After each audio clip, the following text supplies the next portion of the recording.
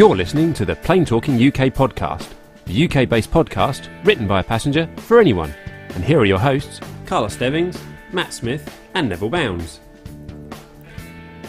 Well, oh, hello, and welcome to episode number 253 of the Plane Talking UK podcast. I'm Carl Stebbings, and I'm sitting next to a very technically challenged Matt Smith. What, for 2 weeks in a row and he's having a meltdown, honestly. Hello, everybody. To be fair, Matt has got a new piece of equipment in front of him. I know. And I'm talking about the mixer desk that... Yes. It was actually very kindly donated by Mr. Bounds, who is with us here this evening. And Matt has been getting you. Actually, you've nailed that bit, haven't you? Yeah, that's desk. fine. It's learning the green screen and stuff. But hey, this is why I love doing stuff like this, because it gives me, it's never mind the aeroplanes. This is much more fun. It's good. So joining us as well this week is our other awesome co-host on the show. It's Neville Bounds. Yes, hello everybody, and yes, despite a little bit of a technical thing going on there, it's all good, and great to be back on the show. Looking forward to lots of stories and lots of chat in the chat room as well. Yeah, indeed. How's your week been, Nev? Good? It's been a good week, and went up to Edinburgh, where it was actually slightly warmer than it was down south, which is unusual. And we didn't have any snow really up there, but we had quite a bit of snow around the Buckinghamshire area. You may have had some over your way too, do you know what? We've actually been spared thus far. Yes. We had a flake this week. Yeah, we had about four flakes. Four flakes. Yeah, absolutely. But now you were saying before we started, Nev, that you had a rather marvellous flight. Yes. Oh, yes. On the BA have just taken delivery of their new, one of their new A321 Neos. And it's only been in service a couple of months, and it's still got that new plane smell, I'm pleased to say, which never seems to last very long, does it? When you buy a new car, it lasts for 2 or 3 months, and then it sort of goes away. But I think you can get a aerosol can with it. But have a listen to these engines. Oh, here we go.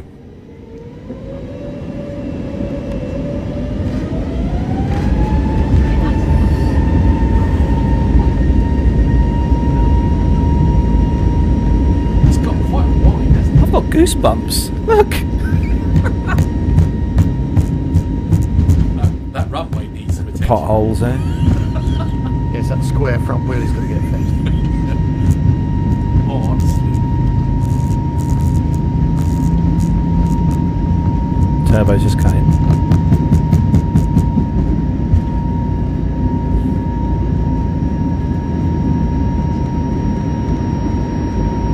But yes, these engines, these nice brand new engines, do sound like a 777 on takeoff. But when you get to about 1,000 feet or so, it goes very, very quiet indeed. And actually, in the cruise, it's lovely and quiet. And they've done a great job of these engines. My only slight concern is that there's the pods seem to be quite close to the ground when the aircraft is on the ground itself.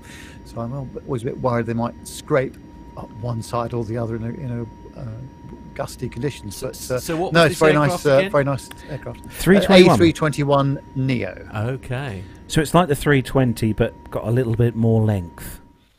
Indeed. That's it. Yeah. Well, no, thanks for that, Never. As I say, that is proper proper plane geekery right there, isn't it? Yeah, it's yeah, yes, indeed. Actually, Jenny in Rome has said that she had that view as well from 5A 2 weeks ago. Very good. Yeah. Okay. So joining us again this week, and he's going to feature very heavily on the show because Armando is going to join us as kind of part of the team and kind of sort of manage the military side of the show, the stories. So welcome onto the show. It's Armando. Hi, everybody. Like Tony S. said in the chat room, I can't believe it's episode 253 already. I feel like it was just yesterday. We're down in London for the 200th. Oh, I know. Yeah, tell me about it. Because that's actually popped out. We had a production meeting, didn't we, this week, and it actually popped up in our feeds, didn't it? While we were down there, which I just couldn't get my head around it. I couldn't believe it already.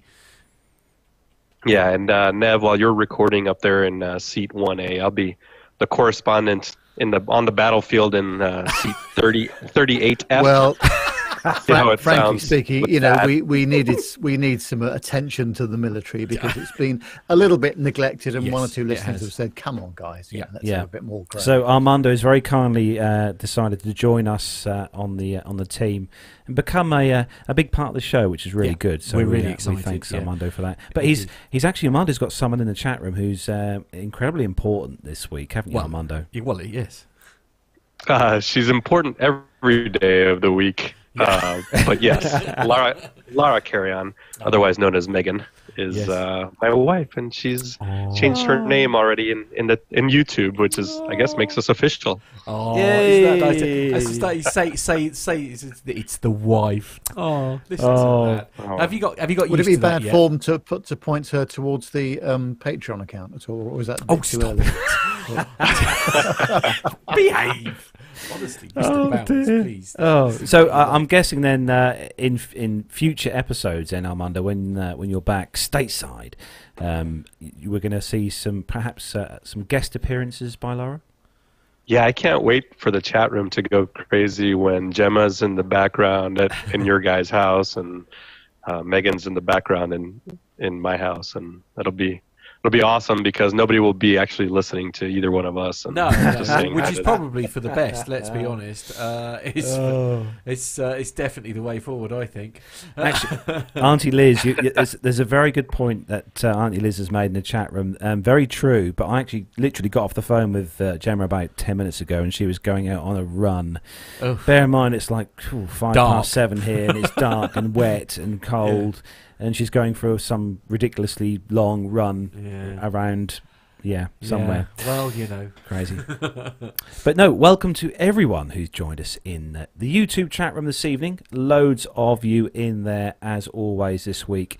Way too many names to mention, but it's safe to say that all the P2K family are joining us this evening on this, this kind of cool Friday evening.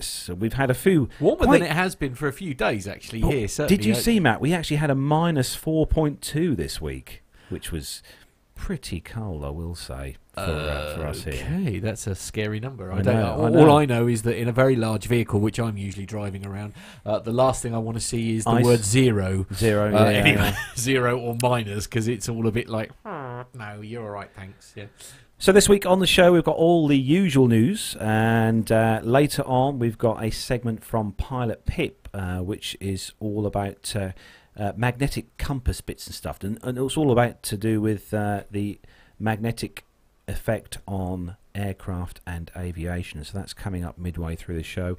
We've also got some hand-picked stories from Armando in the military segment this week, and to top off at the end of the show, we have got some info as to the air shows that we'll be attending this year here in the UK and across the globe. So stay tuned to listen to where we're going to be this year and what we're going to be doing. So it's safe to say, guys, we had a fairly good, productive meeting this last weekend for our P2K production meeting, and we've decided on a possible venue for our 300th show, which is coming up next year, at the beginning of next year, and that we're still in talks to try and secure that.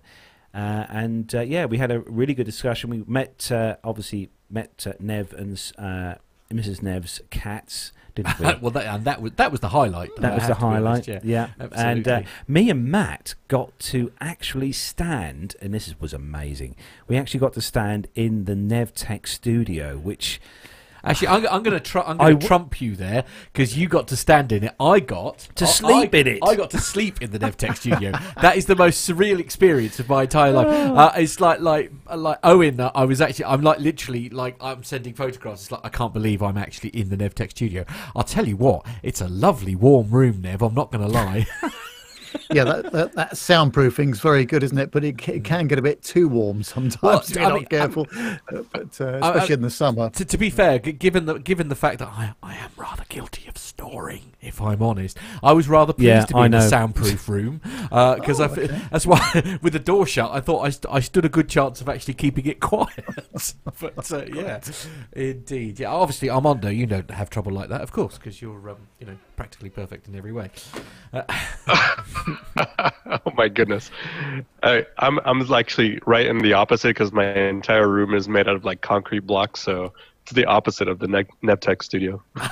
Yeah, echoey and boxy. But yeah, it was so absolutely. surreal, though. It was. Oh, it was. I know it It sounds was strange, but it was really strange standing there in the Nevtech studios, and we did take a few shameless selfies. We did, of yes, us, absolutely. Stuff, so, yes, yeah. it's the box is very defective. No, Very deceptive, isn't it? Yes. It is very deceptive. Yeah. But a quick thank you to Nev again yes. from me and Matt and Gemma as well for putting up with us for the weekend. absolutely. It was lovely. To come It was down great, see and you. it was lovely for you to come over, and it was great stuff. And Sue and Gemma went out to the local garden They centre, of did, course. Yes, absolutely. That was I was a bit nervous. I'm not going to lie. I was a bit nervous that they were going to come back with a palm tree that we were going to try and Oh, put in my blimey, car. I was a yeah. bit nervous about that. I'm But not going to lie. the most important thing was that Gemma came home with beer. She did, yeah, for Ales, you. I mean, as how in good is ales. that? I know, which I had a few last weekend actually when we Did got you? home. So Oh, bless. yeah, It's a very shame, nice, isn't it? very Yes. nice. Brilliant. So I suppose we better start things, really, hadn't we? Being as this is an aviation style show. So we are going to start the show then, as we do each week, with a rundown of the weekly news from around the world and the UK. So if you're ready, Matt, For once, yes, actually. and if you're ready, Nev, Yes, I am. Armando, Ready to go? let's go.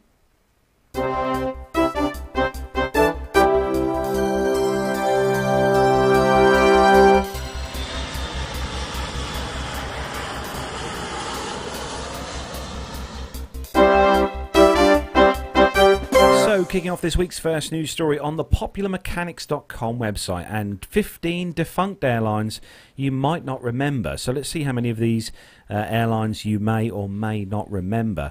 So we've got the first one on the list here is Mohawk Airlines. They were based in the US from 1945 till 1972, and they were especially big in the 60s. And well, it's safe to say they had some pretty interesting aircraft in their fleet, mostly prop liners.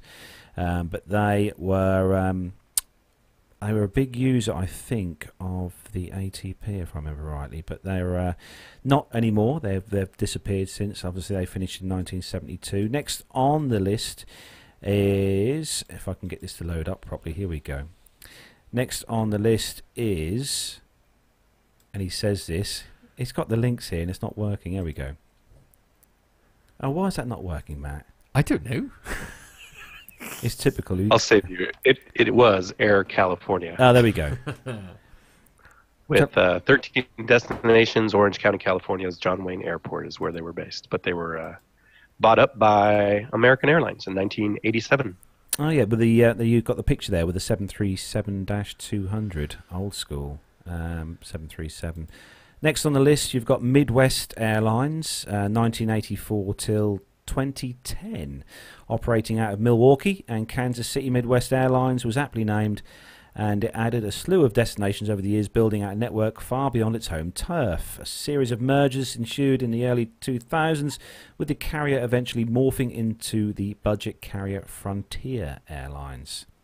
Next on the list, you've got Carnival Airlines. Never heard of those. Carnival Airlines, 1988 till 1998. Carnival is a giant in the cruise ship business, and the company apparently thought it could replicate the success in the fickle airline world, but it thought wrong. Carnival had a fleet of 25 aircraft that with a network that extended across the eastern seaboard and into the Bahamas, Haiti, and Puerto Rico, but it eventually was taken over by Pan Am. Next on the list, you've got US Airways, 1979 till 2015.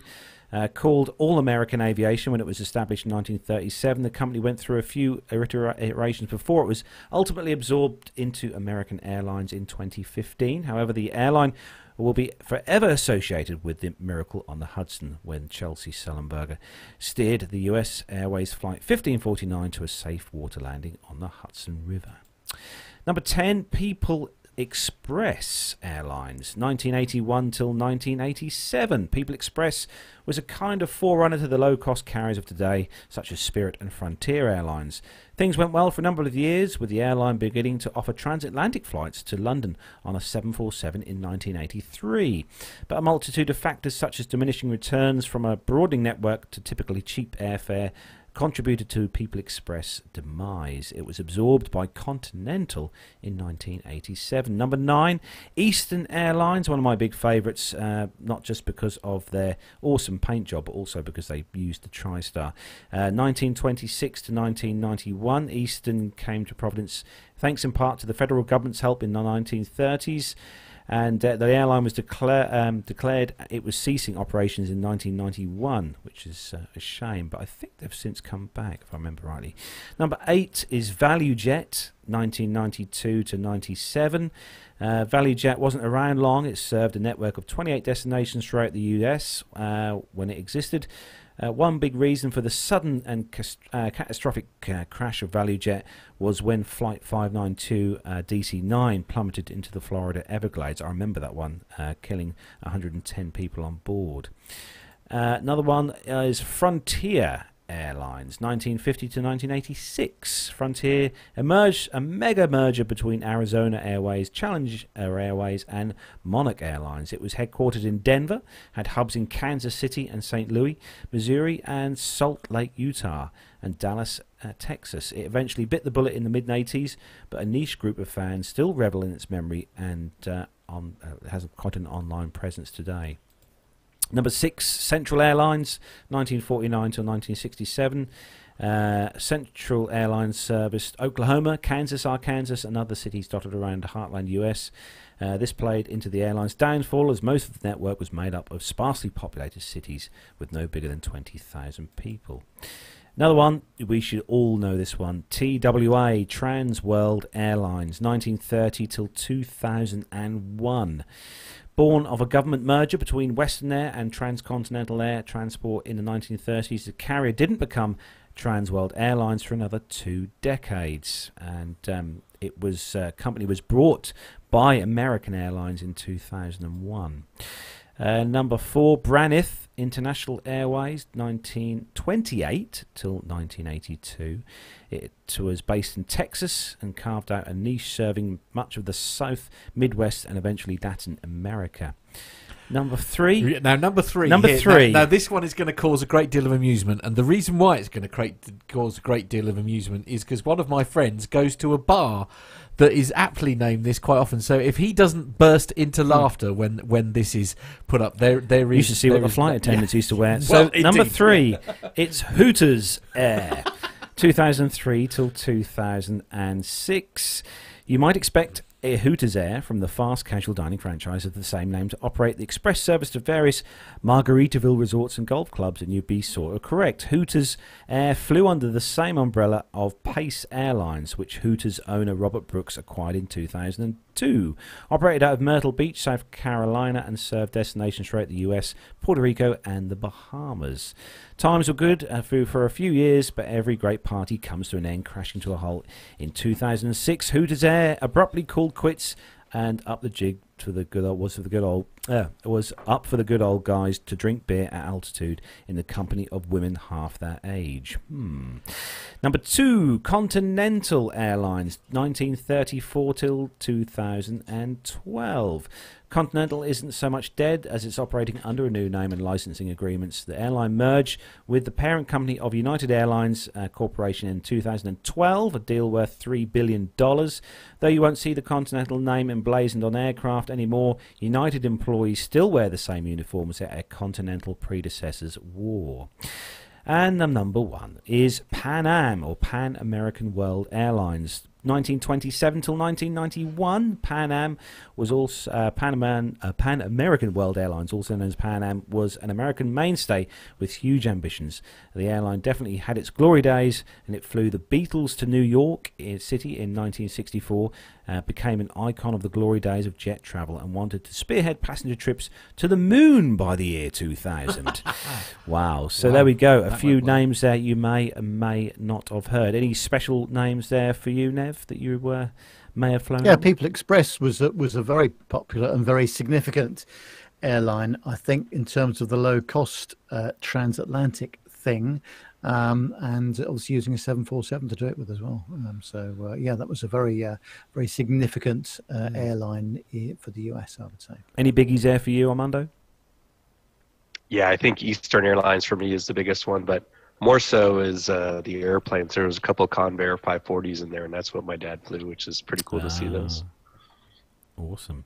So moving on to the next story, and Matt, this one is a special Ryanair one for you, but it's a good story this week. Yeah, indeed. This is I saw this. This even made what I call mainstream media as well. Actually, so an odd choice of website. It's her.ie. And the headline is Irish lads play a trad session. What's a trad session? It's a style of music. Irish Is music. it? Right, a trad session on board a Ryanair flight, and it's a must-watch video. Right, brilliant. Listen, there's nothing quite as Irish as a trad session. It's one of the most enjoyable experiences, and there's nothing better than listening to a few tunes while in the pub on a Friday night. However, these students from the music class at St Brendan's College, the STEM in Kilmarnie, Kerry, decided to do an impromptu session on a flight going from London to Kerry. They even broke out into Birra Irish dancing while at it. The Ryanair Twitter account posted the video, and people went absolutely mad for it. I'm not going to try and read the tweets. It does say at the end of the story, "Well done, lads." I might see if I can try and get it to. If everybody just talks for a minute, I'll see if I can. So step it out, Mary, my fine daughter. Step it out, Mary, if you can. Step it out, Mary, my. Do you remember we had the story, was it last week, about live music on aircraft? Yeah. There we go. Well, that's true.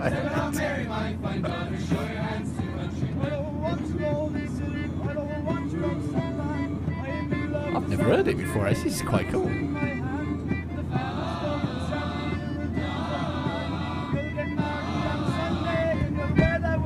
So step it on, Mary, my fine daughter. Step it on, Mary, if you can. God, do you know what? I'd have loved to have been on that flight. It's good, isn't it? Honestly, you know, if you're the remotest bit annoyed by something, this will cheer you up. And let's be honest, you're on a Ryanair flight, so you're already annoyed.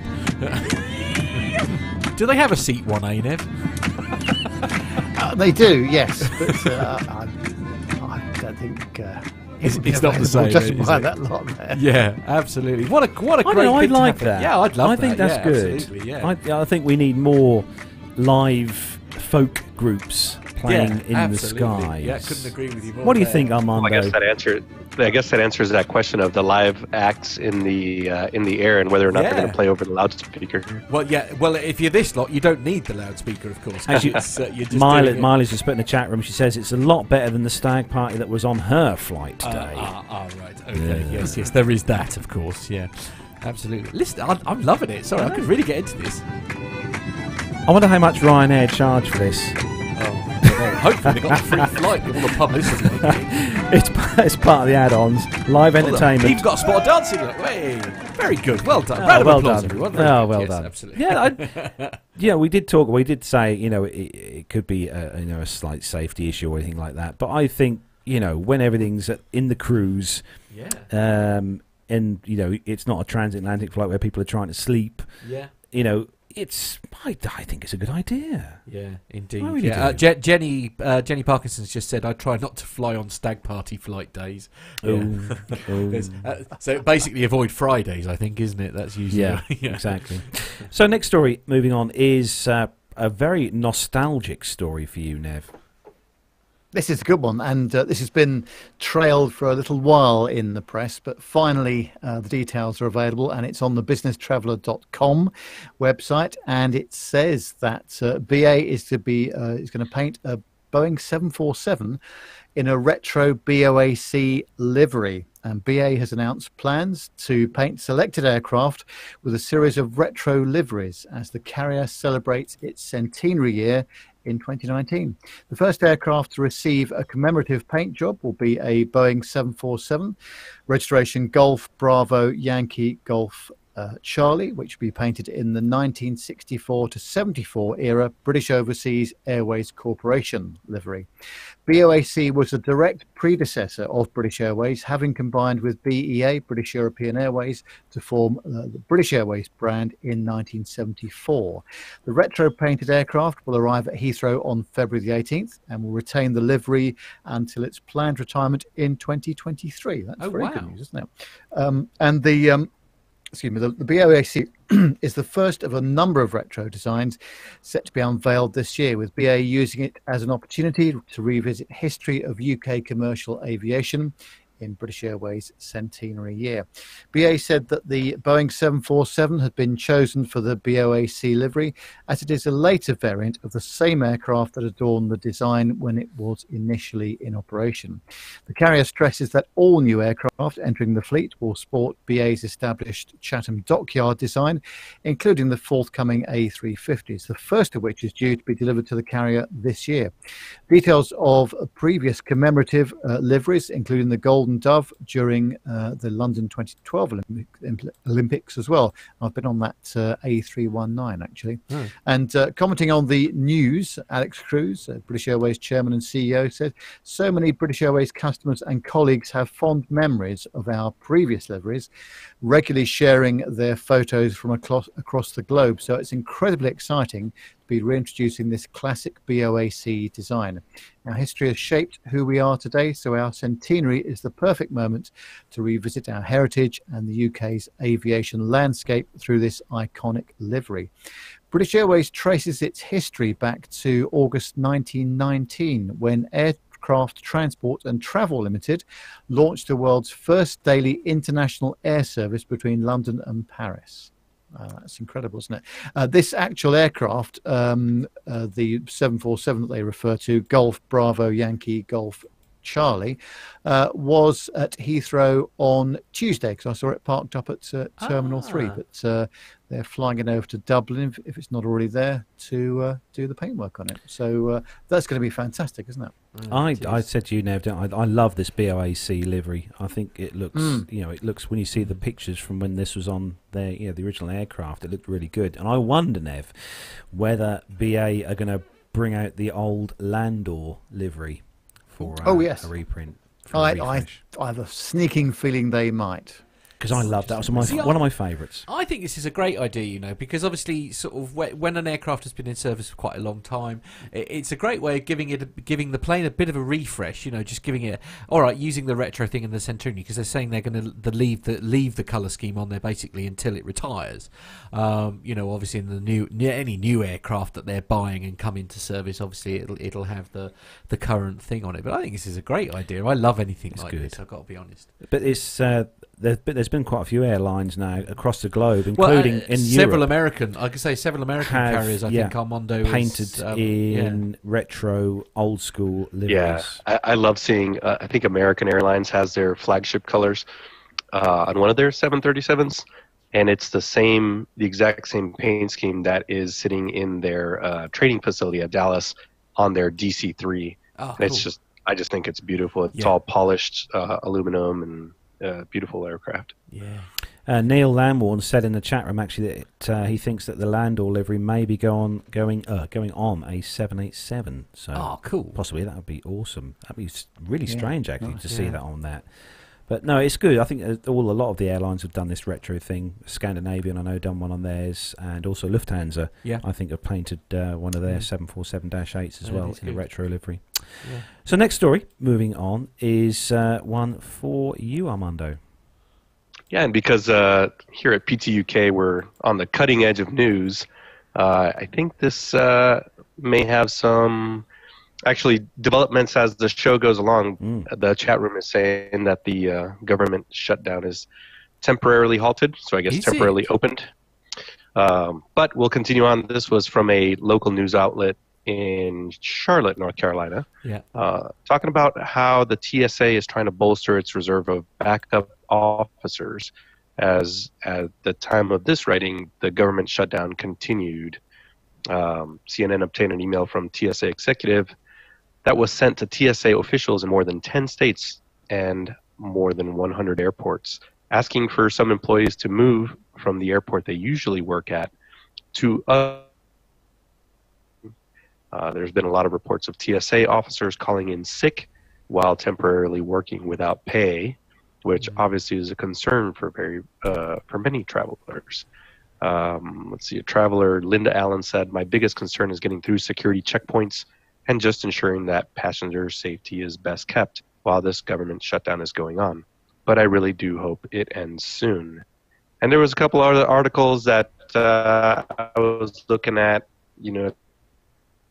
It's not just the TSA, the opposing bases, ATC guys. They're trying to stay away from political debate, but they're also working. All our ATC controllers are working without pay, and there was a different article about delays in Newark and Philadelphia. I think LaGuardia shut down for a couple hours today because there wasn't enough TS or ATC controllers. So it's certainly, it was getting to the point where it was going to start affecting day-to-day operations. So now, I mean, I call it naivety on my part, I suppose, but obviously we're aware of the shutdown here in the UK. But I didn't realise until probably about the start of this week. I didn't realise the shutdown, if you like, was affecting, like what I knew it was a government shutdown, but affecting core services like ATC. ATC. I mean that.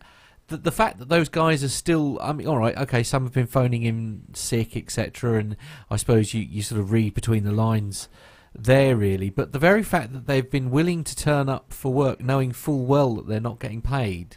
Can you imagine that in the UK? Oh, well, I mean, again, maybe this is one of the arguments where because obviously, I don't know, correct me if I'm speaking wrong here, but NATS is essentially a sort of like a privately owned outfit. Is that correct?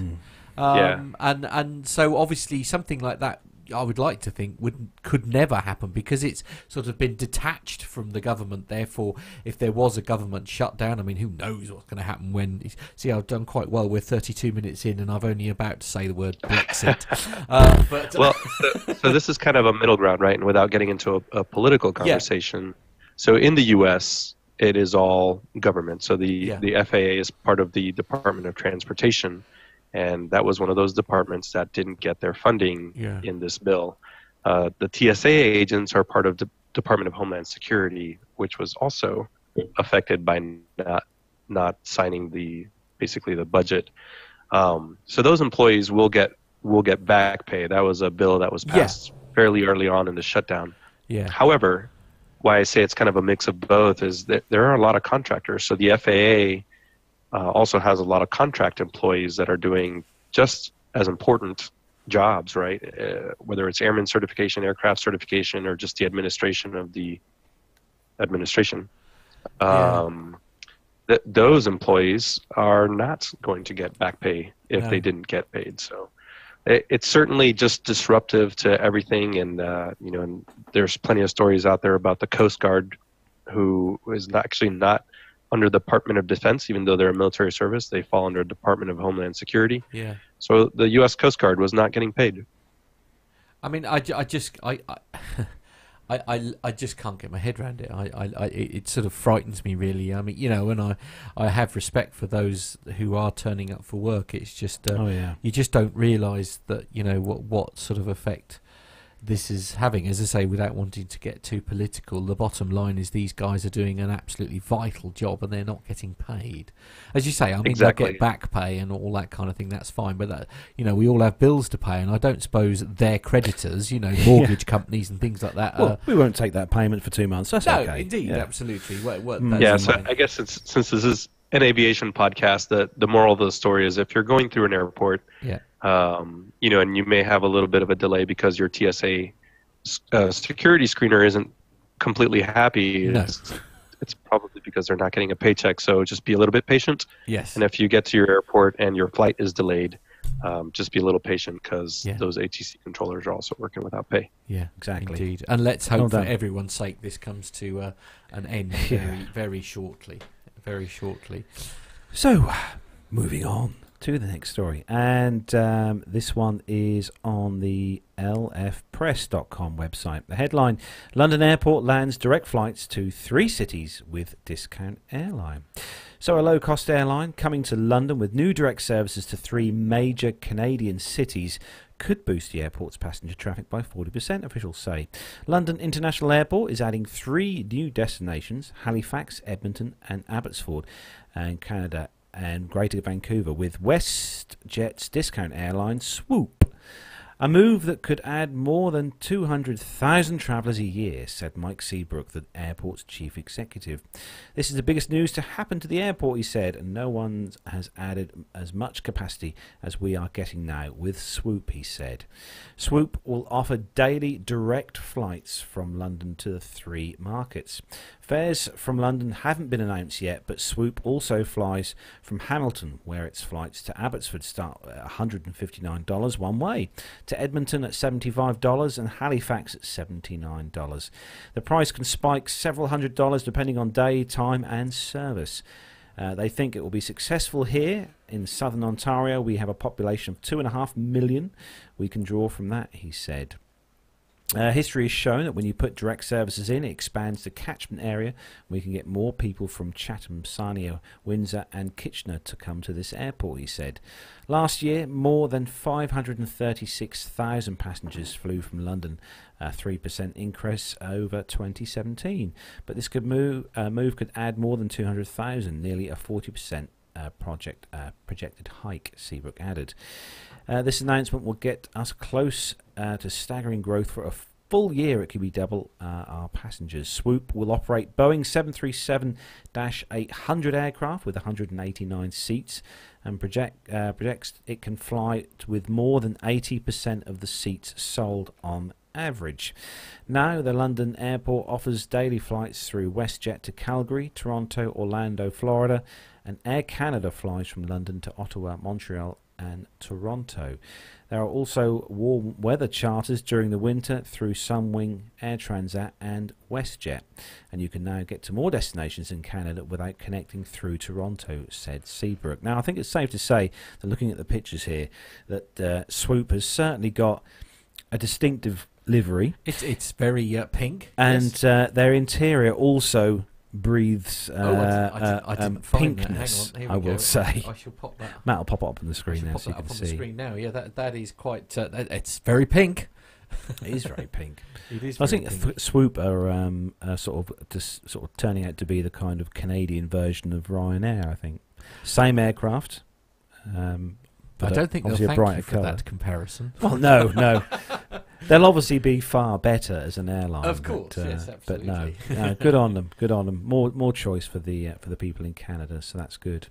So moving on to the next story, and this one is on the independent.co.uk, Matt, and it's obviously another Ryanair story, but another good one.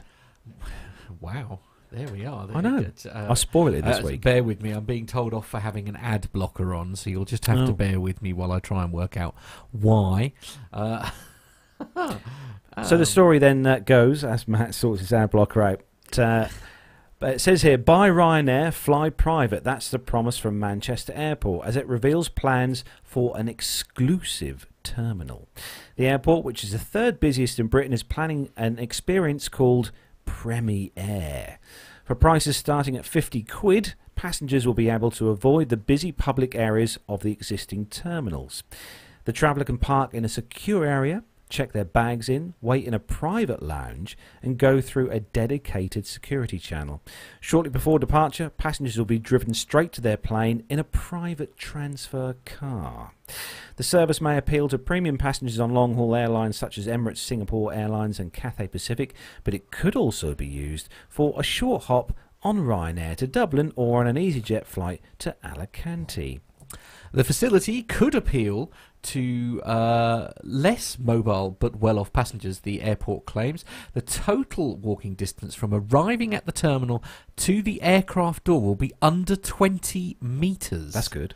That's a very good number, isn't it? Andrew Harrison, Chief Executive of Airport Services for Manchester Airports Group, said, "We hope the services will offer will appeal to a wide range of passengers, whether they are travelling for business or want to mark a special occasion, or just want to add something different to their experience." He said that it could be extended to the group's other airlines, Stansted and East Midlands. Do you know, I didn't realise Stansted and East Midlands were owned by the same people. Ross Powell, Director of Operations for the designer Jacobs, said, "We have worked hard with the airport to create a simple yet elegant design utilising natural materials, full height glass and visual connection to the airfield to offer the guest a warm, relaxing and personalised environment. Manchester Airport claims no other airport in the UK offers as an accessible private terminal option for passengers on a pay-as-you-use basis. Such facilities are often restricted to business class and first class passengers or certain airlines, typically at significant additional cost. But for many years, Heathrow Airport has had a VIP service based at the Windsor Suite. Heathrow VIP is available for only those on first or business class tickets. It costs £3,300 for up to 3 passengers. The airport tells potential clients paparazzi are not allowed in the secure area of our suites, and photography of any kind is not allowed at Heathrow without a permit. But it warns we cannot guarantee long-distance photographs will not be taken." So basically, Manchester then are going to offer this terminal as a standalone terminal. Yeah. And you pay as a kind of pay-as-you-go terminal. Yeah. So if you want to be all looked after and poshified and so now, I mean, Nev, obviously you don't fly out of Manchester Well, I don't. Have you ever flown out of Manchester? I mean, Well, yes, I have actually, but only back to Heathrow. I've actually gone from anywhere. But I mean, seriously, as a frequent business traveller, frankly, I mean, is this something that would appeal to you? The having like your own private lounge, or is the lounge system that already enough for you essentially? Well, it is really, isn't it? But yes, I do concede that I'm a bit of an aviation snob, as I mentioned before. No, you're a man of great taste, Nev. That's what it is. If it means I haven't got to mix it with the great unwashed, then I'm happy about that. But actually, I mean, I think that honestly, I've not been to Manchester for a few years now, but last time I was there, the lounge facilities were certainly okay. But yeah, I think that if you want to pay a bit extra or a lot extra by the sounds of things, a lot extra, and they're going to do something. But I mean, that is an airport that has just expanded massively over the last 10 years. So, Armando, are you a lover people of the lounge, airport lounge? Well, you just have to fly general aviation. You get this all the time. Well, that is true. Yes, absolutely. You got to get the polite coffees and all that kind of thing.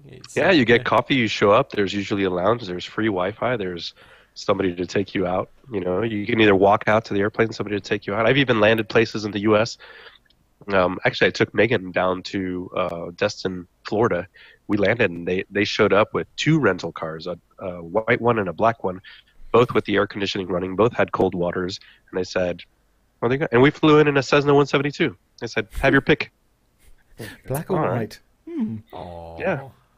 There we go. So there you go. Just fly general aviation.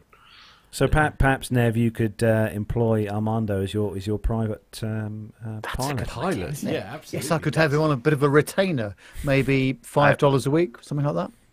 I can only imagine the uniform that Nev would make me wear. Yeah, but what I do at the weekends is my own business. Absolutely.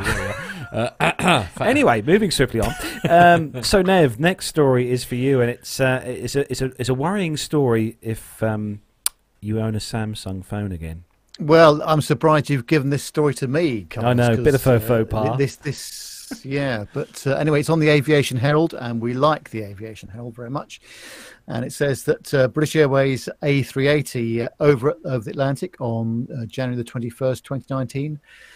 Lion battery suffers thermal runaway, and not for the first time, I would say. British Airways Airbus A380-800, registration Golf X-Ray Lima Echo Kilo, performing flight BA208, departing on January the 20th from Miami to Heathrow, was en route over the Atlantic Ocean when a passenger travelling on the upper deck and carrying his mobile phone a Samsung Note 4 in a pocket of his shirt, felt his smartphone was becoming hot, took it out of his pocket, opened the battery cover, and saw the battery catching fire. As you do. The passenger dropped the smartphone and battery onto the floor, where the battery burned into the carpet. Thick smoke developed. The passenger poured some Coke over the smartphone. Cabin crew quickly arrived. Is that the recommended method of putting out a fire? I don't think it is. But anyway, the cabin crew quickly arrived and put the battery into a bucket of water. Even better, yes. Then secured it in a secure container. The crew continued to London for a safe landing.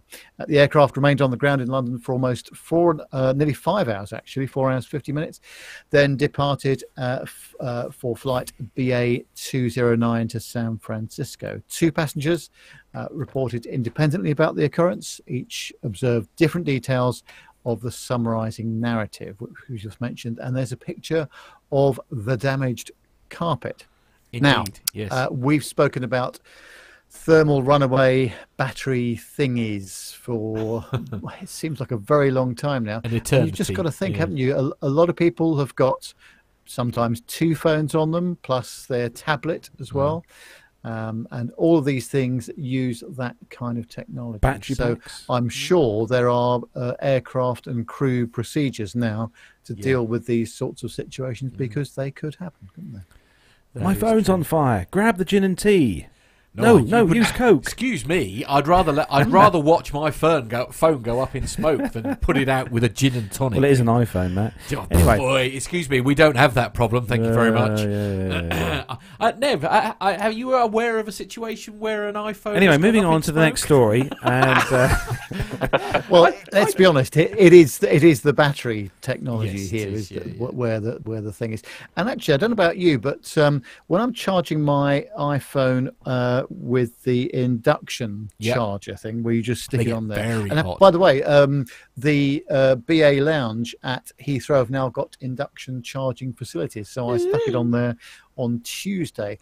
But it gets quite warm. They do. There's no 2 ways about it. And I don't know if yours gets warm as well, Carlos, or your phone. But it's cool.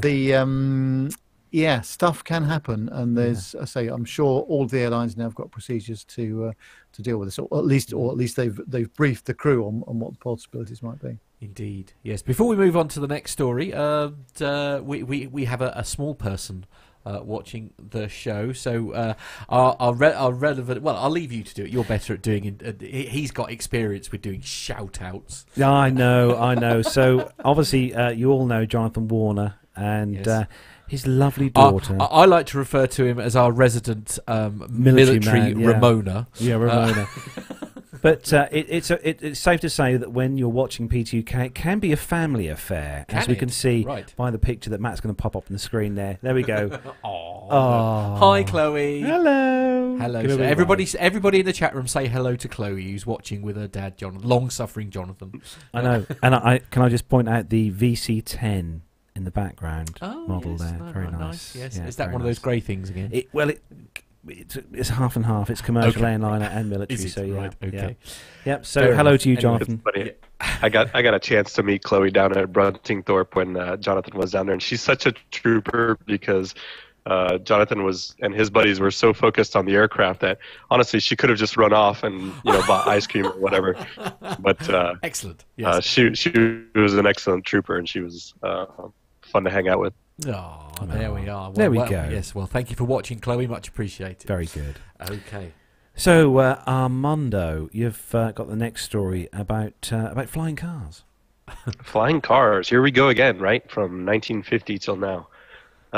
So from the Star Online, Boeing this time has said that its flying car prototype hovered briefly in the air during an inaugural test flight.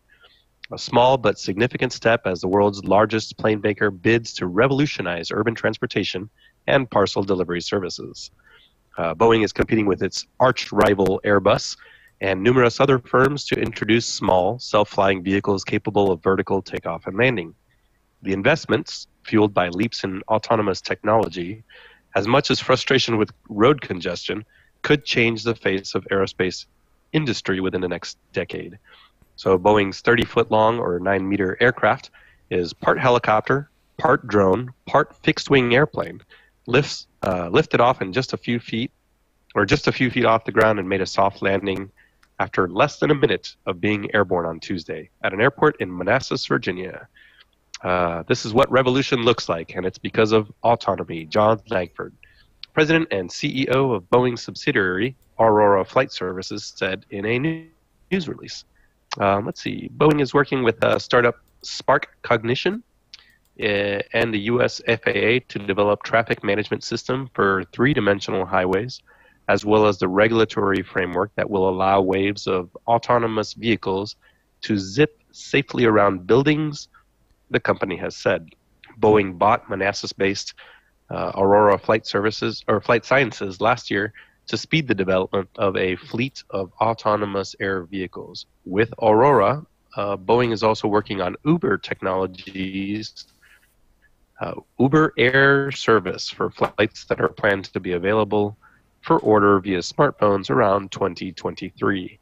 They're looking to achieve about 50 miles with 2 flying car variants capable of carrying 2 to 4 passengers each. Tests are planned for later 500 pounds. But at the same time, competitor Airbus says it has already conducted numerous flying vehicle test flights to Volocopter, which has tested drone taxis that resemble a small helicopter powered by 18 rotors.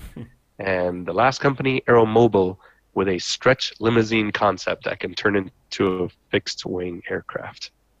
Do you know what these remind me of? They very much remind me, and of a UAV? Yeah, they do. They do remind me of a drone so much. The way that the tech, it's almost like they found this method of technology to make cameras fly and things like that, and they're sort of thinking, oh, but what if we upscale that and put a car in it and stuff? I mean, it does. It looks so like a. Let me pop the picture back up there. Look, it looks very much like a drone, doesn't it? With the sort of the bits sticking out of the side and all that. I mean, it's yeah, I don't know quite how would you use it on the road. Would you purchase one, Armando, given the chance to? A flying car? Oh, geez. I guess if I was, one of the first to buy one, but man, once New York City gets full of flying cars, good point, yes. Yeah, I'm gonna be out because they just said in the article you're gonna have to fly them on air highways. So, yeah, I don't know. I'm skeptical. I'd rather buy a Bonanza and stay at 16,000 feet away from all these. Oh, we need the Jetsons music playing in the background. Right. Yeah, right. Yeah. The Jetsons. Yeah. Oh, it's a bit sorry before your time. The Jetsons. Oh my goodness. Okay. Nev, I'm guessing you're looking forward to seeing a flying banana. Well, yeah, but I don't know. I'm very sceptical about these sorts of things in the same way that I was about autonomous cars and all the rest of it. But stuff does happen, doesn't it? So you never know. But I can imagine that the possibilities for catastrophe are quite high, I would have thought. But what do I know? Well, there is that, I suppose. It's always an option. I don't know. I mean, part of me kind of likes it, but it's the same old story, isn't it? You get these people who are going to be driving them and flying them, and are they going to be qualified to drive them? I mean, I could just see all these dangerous things going on. Yeah, that's all I can find. Oh, God. Very good, Mr. Smith. What on earth is this? I know what it is now. Yeah. Anyway, oh God, there we go. If anybody didn't know, there we are. That right there. That was pretty much it. That was the video from the Boeing test flight last week. Yeah, absolutely. There you go. And they're literally flying these little pods. So you think this is the future, do you? I know. See, they already had this in the bag back in the 60s. So you heard it on the Jetsons first, ladies and gentlemen. Right, there we are. So PT UK exclusive. From one space-aged idea to another with the next story, which is on the standard.co.uk. And, this is good. Nev was particularly impressed with this concept. So Gatwick Airport trial for valet. He was really excited about this when we talked about it pre-show. So Gatwick Airport are trialling valet parking robots aimed at cutting hassle for travellers. So for many holidaymakers, the prelude to a trip overseas is a frantic scramble for an airport parking space, followed by a departure dash to the departures lounge under a mountain of suitcases. Now, at Gatwick Airport here in the UK, they're introducing a fleet of valet parking robots to ease the stress of getting away and squeeze 1/3 more vehicles into the same size car park.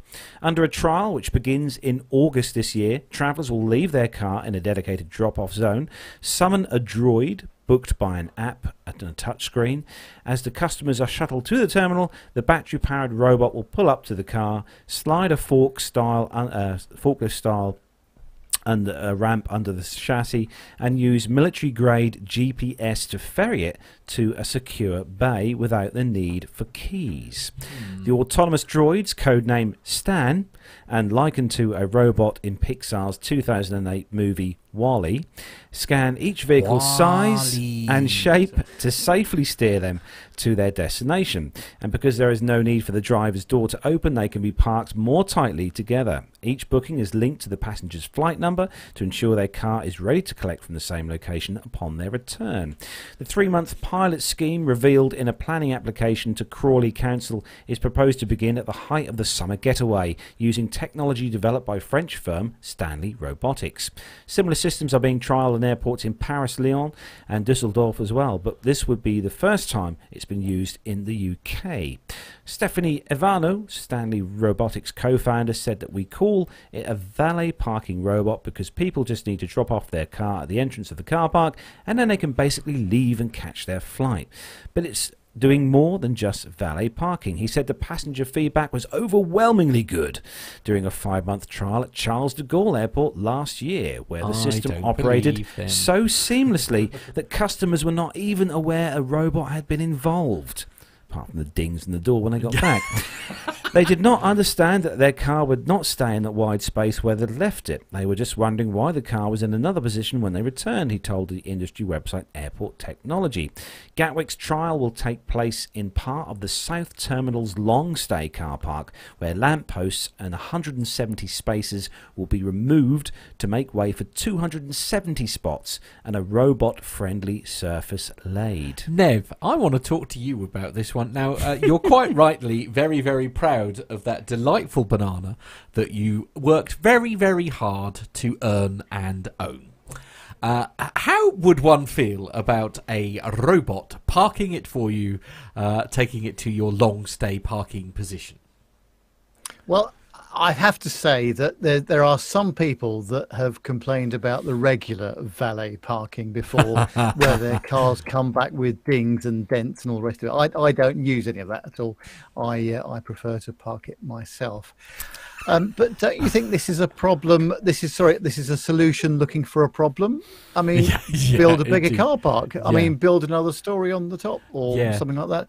If people can't park their car, or they, I mean, they're trying to squeeze more in. That I do get that, but I just do not understand the purpose of this at all. And I'm sure the technology is great and it all works a treat, but putting forks underneath cars, I mean, there's lots of stuff underneath a car. That's a good point. You know, brake pipes and hydraulic lines and all it. I mean, we've all made that mistake when we've been jacking the car up to change a tire and we've accidentally put it on the sill and bent it rather than actually, lifting up the car. And if the car's locked, then the alarm will go off because there's also a motion sensor as well. So I'm sure they've thought about all of that. But I would love. I'll tell you what I'm going to do. I'm going to, when they roll this out at Gatwick, I'm going to take myself and my camera down there. I'm going to do a bit of a documentary. I've got a better idea. Nev, I've got a better idea. Leave the banana at home and take Auntie Sue's car. I think that's the answer.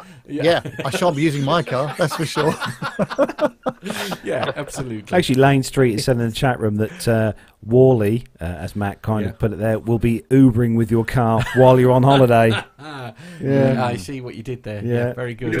After the last couple of stories, I just feel like curmudgeon-y, right? I wonder if this is what I'm with Nev on this. And what's the solution, or what's the problem here, right? Why do we? Is this what our grandfathers thought about the Walkman and jet travel and personal computers? It'll never catch, and we're sitting here just going, I don't know. I don't see a use for it. As each day slowly passes, we all slowly become more and more like the old curmudgeon every single day, don't we? Captain Nick has a lot to answer for, doesn't he? So I'm guessing by the general consensus here within the hosts, hell no, it's not an idea that we all agree with. Then I own the oldest car out of all of us here, my little 07 C-Max, and not in a million years would I ever leave my poor old rust bucket anywhere near some kind of robot. I mean, I'd love to see that. I mean, it must be an incredibly strong unit, because, I mean, cars aren't light, unless they're a smart car, obviously. But, to be able to drive into the car, lift it up with the forks, that bit's easy, because you're just dragging it with, hopefully the steering. But also, like, the steering lock will come on, so you're towing the vehicle, like, wherever the, you're towing it on the back wheels and stuff, aren't you? But, you've got to be able to get in the car to take the handbrake off. True, that's very true. Yeah, because I mean, it's saying like you don't need the keys and stuff, but you've got to take the handbrake off. Otherwise, you're going to come back with basically two rear flat tires, as in like they are. Also, a lot flat. of these newer cars have electronic handbrakes. They don't have a regular mechanical handbrake, do they? So you've not gained anything, because there will still need to be a human involved to get the thing. So why doesn't the human just do what he was doing before, and reverse into someone's car in the car park. Reverse into a lamppost. Yeah, very good. Anyway, moving on. That's good. I like that. Very good. So next story, moving on, is it's on the devonlive.com website, Matt. It's a bit sad, this. Yeah. Yes. But it's all about an airline that we've been talking about for a while now. But it's good news, because they're finally getting their funding as such. Right, because somebody pulled out, didn't they, last week? No. This has all been going through very swimmingly here with Flybe. So the story. Oh, was it me? For you, sorry. I thought it was. No. I thought it was you. There was me busy loading up pictures and all that kind of thing. So yes, as Carlos says, this is on the Devon. I will pay attention one day, I promise. Devon Live.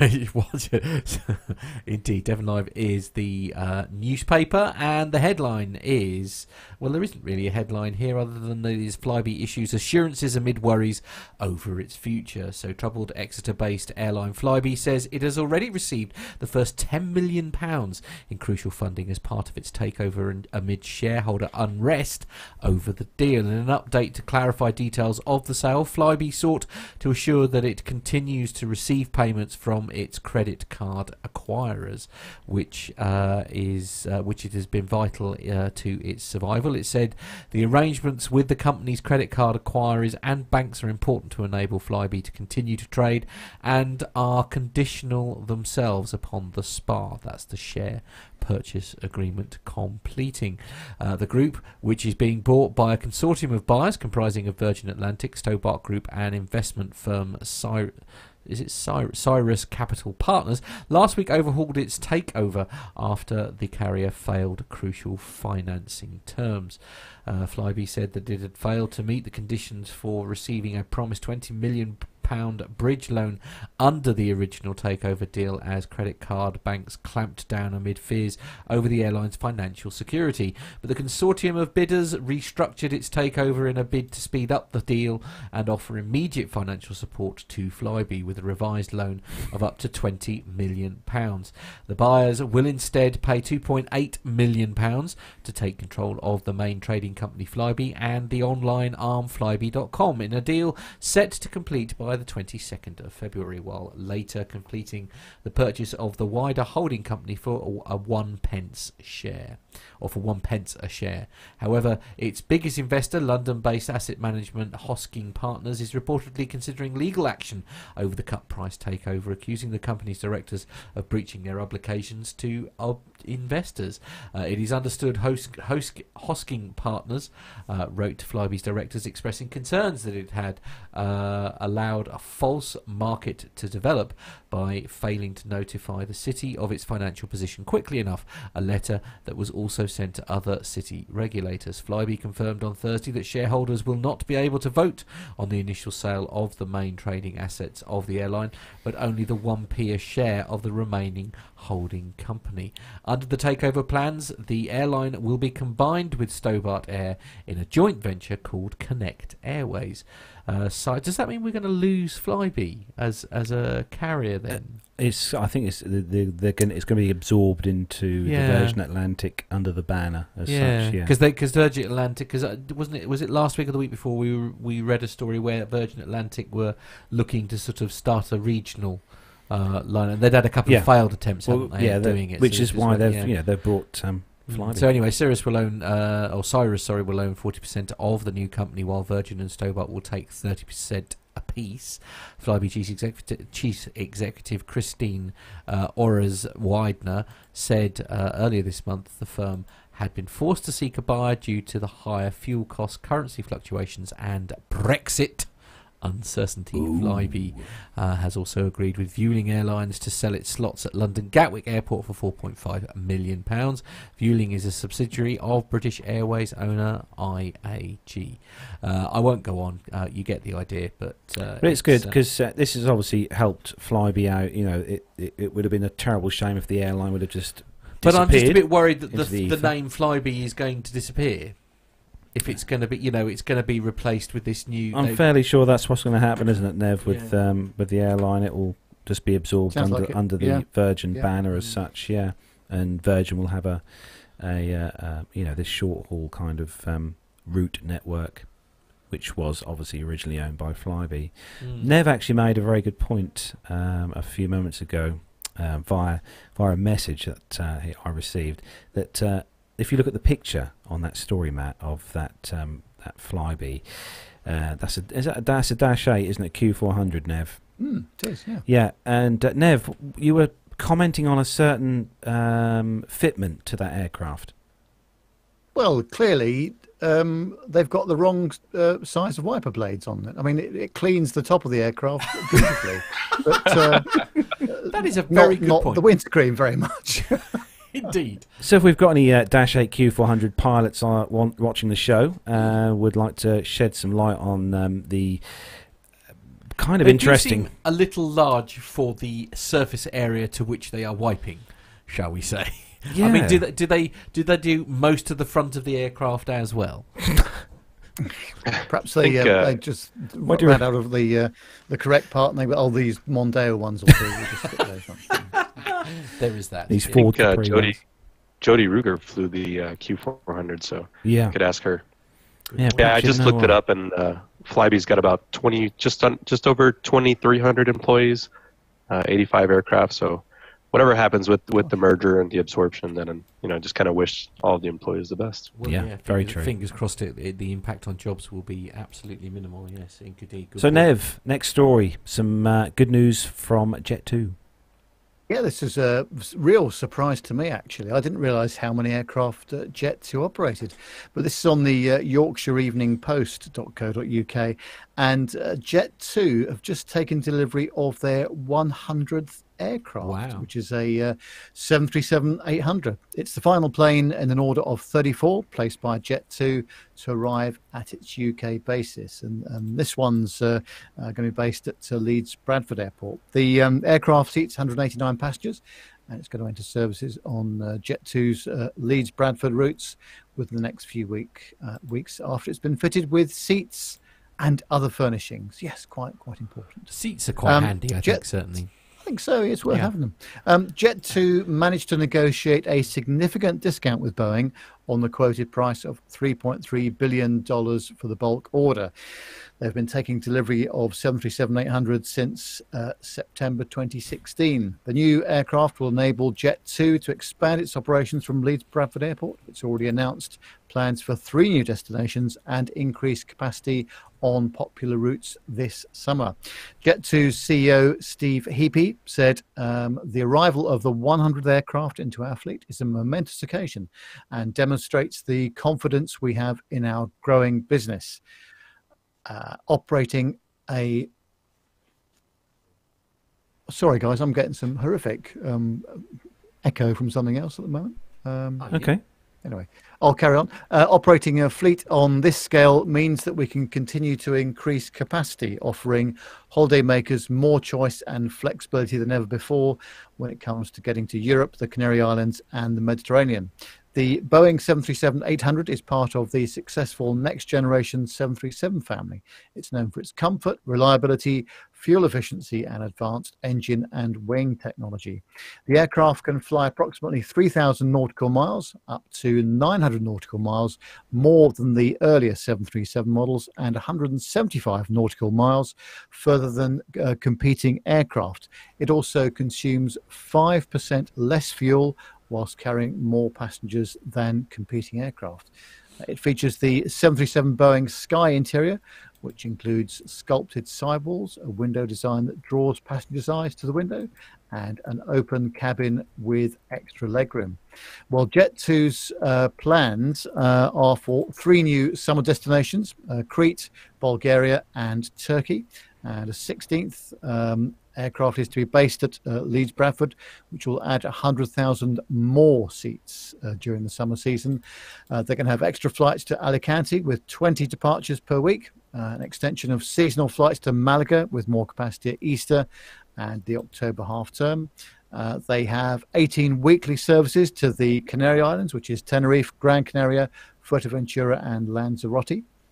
15 weekly flights to Faro, increased service to Mallorca with 20 weekly flights, and it goes on. They are really expanding the network considerably. But as I said at the beginning, I had no idea that they had a fleet of aircraft which now is 100 units. Incredible. Yeah, another thing I didn't realise as well, Nev, I don't know whether you knew that Jet2 were originally named or originally called Channel Express. Oh, I didn't know that. That's right, yes, they were. Yeah, they actually changed the name from Channel Express to Jet2 in January 2006. But yeah, before them they were called Channel Express. But no, it's right, Jet2 are becoming an incredibly large and well branded, well-known airline here in the UK. I'm yet to fly on Jet2, and I know some people that of what I work with and some people I've spoken to Lisa have and Lee, flown, they fly with them all the time, don't Jet2, they? Yeah. and everyone said that they've had really good flights and really good times with Jet2, so yeah. Yeah, indeed. So moving on to the last story then, Armando, this is a special one just for you. Yeah, this is a great human interest story, and I'll read the abridged version. For the whole story, go over to Reuters and search for U.S. Airlines tap Army helicopter pilots to ease shortage. So this is about a particular gentleman, U.S. Army pilot Sean Perez. He spent 10 hours flying an Apache helicopter over Afghanistan, providing gun cover for Special Forces soldiers on the ground as they hunted for high-value targets. Guns and weapons. Returning to his base at dawn, he donned a fresh uniform before shutting himself into a small room to secure the next stage of his career as a commercial airline pilot. He would win the job in a video interview that day in August 2017. Joining hundreds of other U.S. military helicopter pilots who have taken attractive offers from domestic airlines trying to ease a global pilot shortage. Well, airlines have been forced to more than double starting salaries from $54,000 to $54,000, excluding bonuses, in 2018 from $21,000 a year a decade ago, according to aviation consultant Kit Darby. Mr. Perez, 38 years old, now flies under the banner of United Express, a regional under United Airlines, and a strong starting salary with his training costs covered. 10 U.S. regional carriers are offering helicopter pilots like Perez up to $50,000 to pay for commercial airplane training, and in some cases, signing additional bonus, according to a survey by Reuters. This is the first time that a subsidy to get that training quickly, said Brian Simmons, president of Coast Flight Training, which pioneered the so-called rotor transition program for helicopter pilots with American Airlines Group, and its regional subsidiary, Envoy Airlines in San Diego. So a key reason airlines are chasing military pilots is because the new FAA training rules only require them to have 750 hours of additional training, half of the 1,500 hours required of civilians seeking a commercial pilot license. American Airlines regional carrier Envoy said that more than a quarter of its 701 new pilots in 2018 came from military helicopters, compared with 11% in 2017 and 5% in 2016. It plans to hire 626 pilots in 2019, with about a quarter of those expected to come through its rotor program. This is a great way to capitalize on those disciplined military flyers. But at the same time, the military is also hurting for pilots. So the competition shall begin. But then I suppose, in fairness, I mean, this is a great opportunity for people who, who have left the military and perhaps are interested in a career in commercial aviation. I mean, it's a great way of sort of fast tracking your way to the commercial world of flying. I mean, is it safe to say, Armando, that a lot of retired military pilots, fixed wing or rotor aircraft part, a lot of them go to the airlines for kind of continuing their career? Yeah, I think a lot of them do.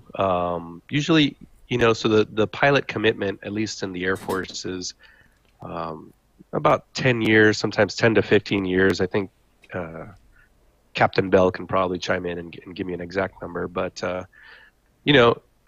at that time, they have to sort of make a decision whether to go out and fly for the airlines or any kind of commercial entity, or stay in and sort of go in a little bit into the management track, and then maybe look forward to a commercial pilot career after their 20 years of service. So I think it's just a couple decision points and that people make throughout their career. Now, for the Army guys, this is a great program, Army guys flying helicopters, because it makes them just a little bit more competitive, and honestly, that the industry is committing funds to this is a huge step towards addressing that pilot shortage. I think a lot of people in the industry have said that's what needs to happen to fulfill this pilot shortage, is the airlines need to start sort of ponying up some money. So I think this is a great step. Absolutely, and maybe they could start extending it to the UK military as well, perhaps. Yeah, that's something you don't tend to hear so much of in the UK, is pilots retiring from the airlines and retiring from the military and moving on to airlines. But so I don't know that this is actually restricted to US military pilots. So I would have to look into it, but I see. I don't know that there would be any restrictions for. They're just considering their rotary wing time. Yeah, so. Yeah, that would work. Yeah, I like it. So that brings to a close the commercial news segment done that one yet, yes. For this week. We have, as I said at the beginning of the show, we've got some military news coming up in a bit. We've also got news as well on the air shows we'll be attending this year. But first, coming up next, we have been sent in a segment from Pilot Pip, where this week he's going to be talking to us all about the magnetic effect on aviation. So here it is. Plane safety from the flight deck with Pilot Pip.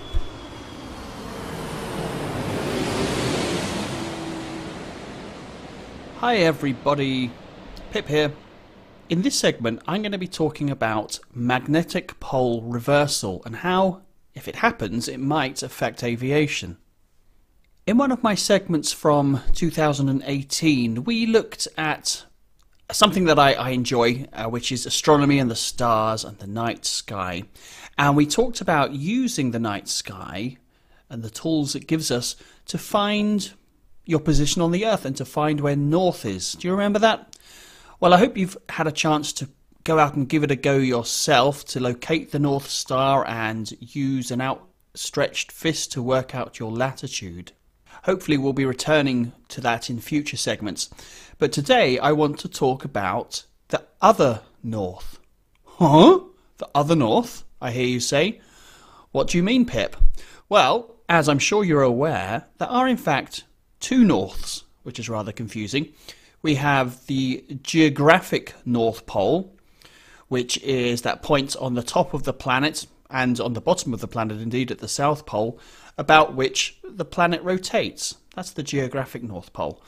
And when we're talking in terms of navigation and maps, we refer to that as true north. But the other one that we have, and equally importantly, is the magnetic North Pole. And that's much more difficult to define in terms of position, as we're going to see in a second. Now, what do we mean the magnetic North Pole? Going back to primary school geography and science lessons, you'll probably recall that the Earth, at the very centre of the Earth, there is a very large iron core, great big blob of iron metal, essentially. And surrounding that is a layer of liquid metal that's kind of swirling around and swashing and swishing and sort of sea of liquid metal. And the action of that liquid metal moving around outside of this great big iron ball is that it produces a magnetic field. And like all magnetic fields, it has a north and a south pole. Well, small caveat, not all magnetic fields have a north and a south pole. Most do. Those are called dipoles. There are such a thing as monopoles, as a magnetic field with only one pole, but we're not going to talk about that. It's largely theoretical and nothing to do with aviation anyhow. Now, this magnetic pole that surrounds the Earth extends quite some way out into space, and it's extremely important for life on Earth. Without it, there wouldn't be much life on Earth at all. It's a shield. It protects us from cosmic radiation, from harmful rays from the sun and from deep space generally. And we can see it's there from the way it funnels in electrically charged particles along its magnetic flux lines and creates the northern lights, also known as the aurora borealis or the aurora australis in the South Pole. Of course, Earth is not the only planet to have a strong magnetic field. Both Saturn, Jupiter have them. Mars, however, does not have one at all. Mars is a very dead, inhospitable place. Mars's molten core solidified a long time ago, and it's now a cold, dead world bombarded with harmful radiation. So we should be very thankful for our magnetic field because it protects us and allows life to flourish. It's also rather handy for navigation, as we know from our day-to-day lives. We're all familiar with a simple compass. One end of it points towards the North Pole, and the other end points to the south. And using that simple information, we can start to navigate our way across the globe. Now, aircraft have got a couple of different types of compass. We've got the basic magnetic compass, which is, as I just described, it's a very basic thing. It points to north.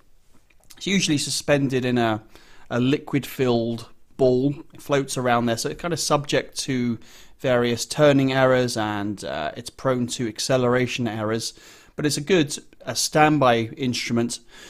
But we also use something called a magnetic flux gate or a magnemometer. These are usually located out on the wingtips, far away from any source of magnetic interference from the engines or the undercarriage, for example.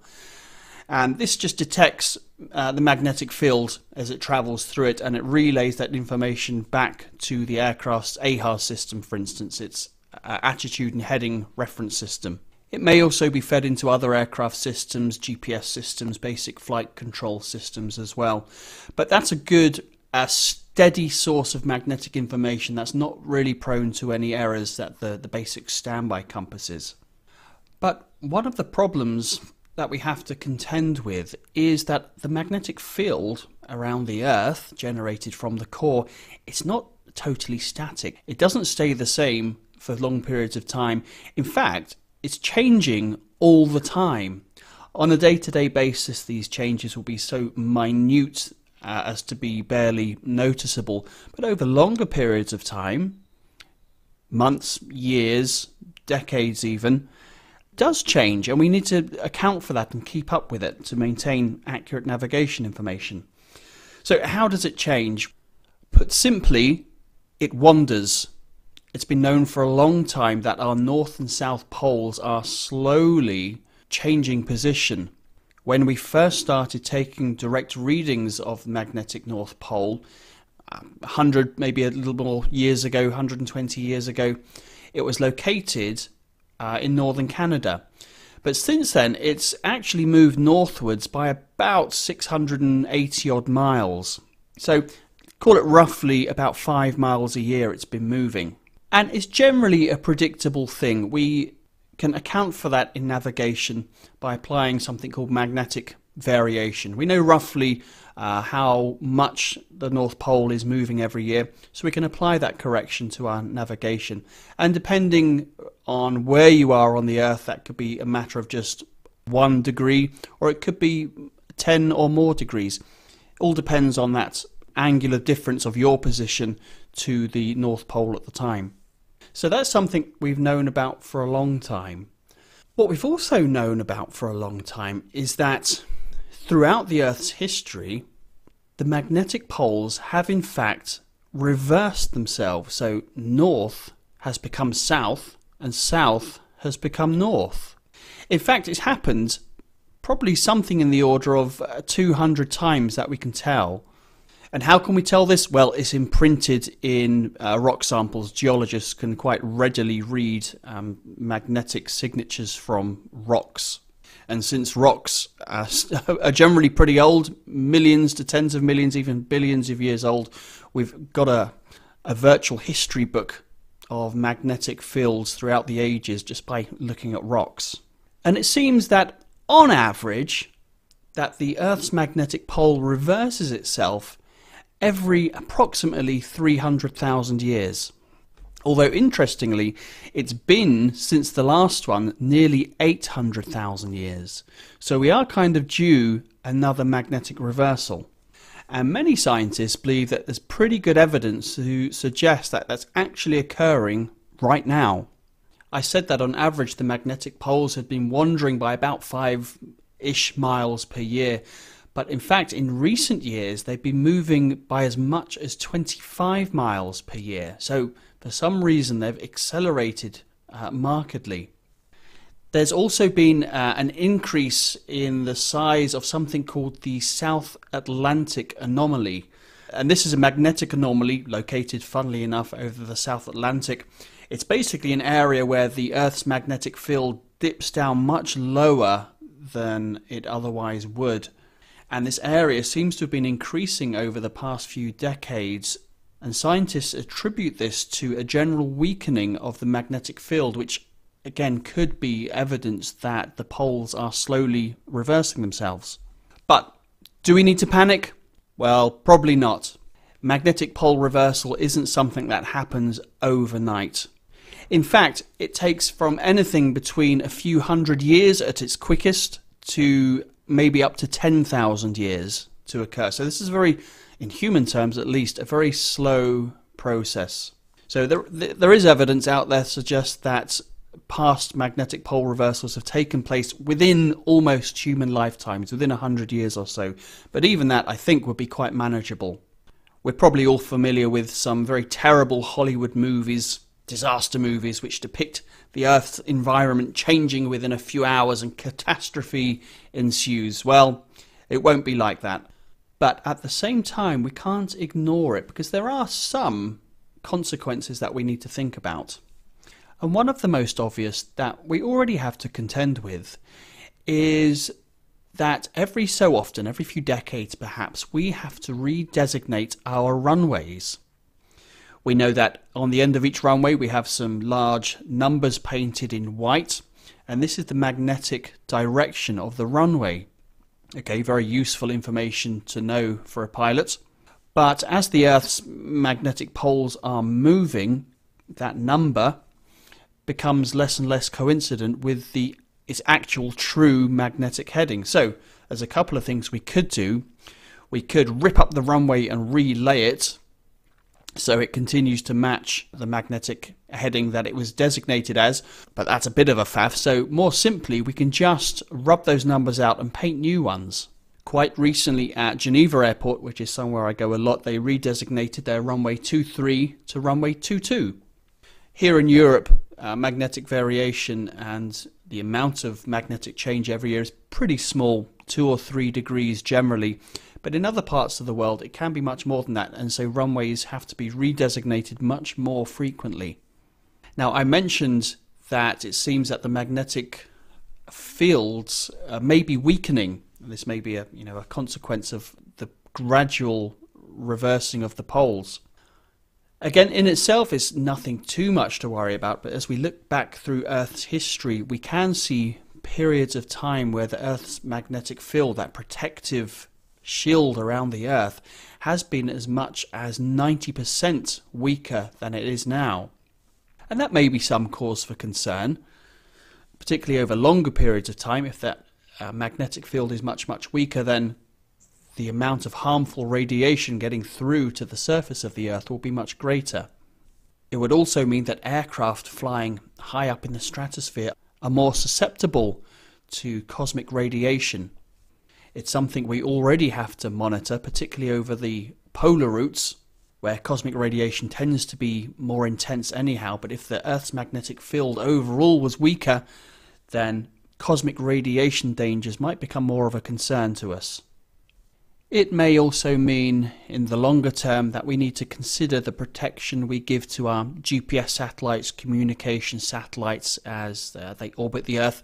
They're, of course, very much subject to cosmic radiation, to solar flares, which can fry the electronics. These are very highly charged particles coming in off the sun. So satellites need to be electronically protected from solar radiation, and without the benefit of the Earth's natural protection, then possibly we'll have to beef that shielding up a little bit. But on the whole, I think we'll be okay. These processes are very slow, taking thousands and thousands of years on average, so I doubt that it will be a problem for us to keep up with those changes. So the takeaway message is, if and when the magnetic poles do reverse themselves, well, don't panic. We're going to get through it. That's all for now. This is Pilot Pip saying, fly safe.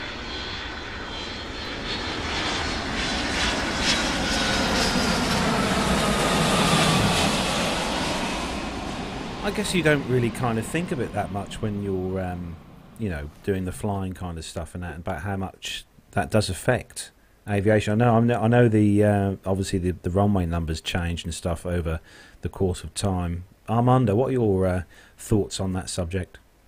Yeah, no, that's exactly what I was thinking too. Is when you pull up a chart or an approach plate and you're like, wait a minute, that doesn't match the numbers on the runway. That's really the only time you ever think about magnetic declination and the poles changing. Yeah, because I know that every year they release the new charts, don't they, in the UK, the maps and stuff, and obviously that they have the I forget which it is now. There's a specific line, isn't it, that changes the difference. I think it's the declination. Yeah, changes. And that's why they obviously release new maps every year, so that we don't fly off course. Oh, wow. But I didn't even know that was a thing. I'm not going to lie. Yes. I know, it's all very technical, isn't it? Yeah, well, and also it's not my area of expertise, let's be honest. But that's why, like, posh pilots have these Garmins and Sky Demon and stuff. Yeah, true. Because then you haven't got to worry about anything like that, because it's all in front of you on a tablet or an iPad or something. Yeah, that is true. So thanks for that, Pip. As always, sterling work from you, bringing us another segment. Oh, these two on the trot now. I know, that's two in 2 Honestly, weeks, honestly. Outrageous. Pip's doing incredibly well. Yeah. And hopefully Pip's going to bring us a segment soon on crew resource management and stuff like that. So he's going to hopefully have that for us next week. So very exciting. So up next, I suppose really we should let Armando introduce this. So we'll hand things over to Armando. Well, hopefully it's going to go smoothly. Yes. Up next is our military news for the week. Is everyone ready? Sorry.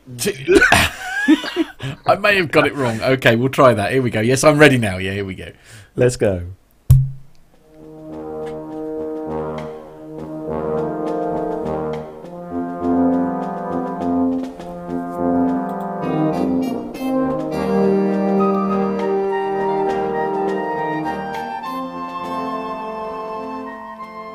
So what's the first story this week, Armando? All right, so this is a story where hopefully all these transatlantic airlines are going to make some money as we all book tickets to Washington, D.C., because the Arsenal of Democracy flyover is scheduled for May 8th, 2020. It'll see another massed flypast of Washington, D.C., marking the 75th anniversary for the end of World War II, just over a year away in May of 2020. The event will closely model itself on the similar and highly successful Arsenal of Democracy flyover, which took place on May 8th, 2015, to mark the 70th anniversary of the end of World War II. So many of the same entities, same personnel will be involved in organizing and executing this major flypast of the nation's capital. However, unlike last time, there will also be special celebrations at Pearl Harbor from August 29th through September 2nd, 2020, to commemorate the cessation of hostilities in the Pacific Theater as well. So the event in Washington, D.C. is going to consist of a vast assortment of U.S. and Allied World War II aircraft flying overhead in 24 separate, historically sequenced warbird formations. The formations will represent the war's major battles, from the Battle of Britain to the final air assault on Japan, and conclude with a missing man formation. Nearly 100 vintage warbirds of various types are expected to participate. Aircraft are being provided by multiple organizations and individuals whose mission it is to preserve these historic aircraft in flying condition. Some of the historical aircraft expected to participate include the P-40 Warhawk, the P-39 Air Cobras, P-38 Lightnings, P-51 Mustangs, P-47 Thunderbolts, F-4 Corsairs, B-25 Mitchells, B-17 Flying Fortresses, Lancasters, Spitfires, Hurricanes, and many others. Among the many combat veteran World War II aircraft participating, a special formation of C-47 aircraft will fly over the new memorial, led by the C-47 named That's All, Brother. Our flyover down the National Mall on May 8th will be the most visible event of the weekend, but we also have scheduled a number of supporting events, including a gala dinner on the evening of Thursday, May 7th, a static display of the participating aircraft at the Manassas and Culpeper airports on the days preceding the flyover, and a similar display of some of the participating aircraft on the day following the flyover, said ICAS President and CEO John Cudahy. This is a nice article, and for more information, you can just Google the Arsenal of Democracy flyover, and the website is www.www2flyover.org. And any members of the media should contact the GAMA, which is, I think, the General Aviation Manufacturers Association, at, there's a phone number down there in the store. You can probably just Google it. This is awesome. I can't wait. I'll probably be there. It's just a few hours drive from Charlotte, so can't wait to see this. So we'll have our man on the scene. Yeah, in other words, in the field reporter. Yeah, absolutely. I've got to say, Armando, this is looking pretty damn good. That it'll be good to have some footage and some video from this when it happens next year. Yeah, definitely. So moving on to the next story, and this one is on the breakingdefense.com website, and the headline, "No light attack planes anytime soon, Air Force Undersecretary." So the Air Force won't issue a request for information on possible light attack aircraft originally scheduled to come out in December in favour of doing a lot more experiments, Air Force Undersecretary Matt Donovan told reporters this week.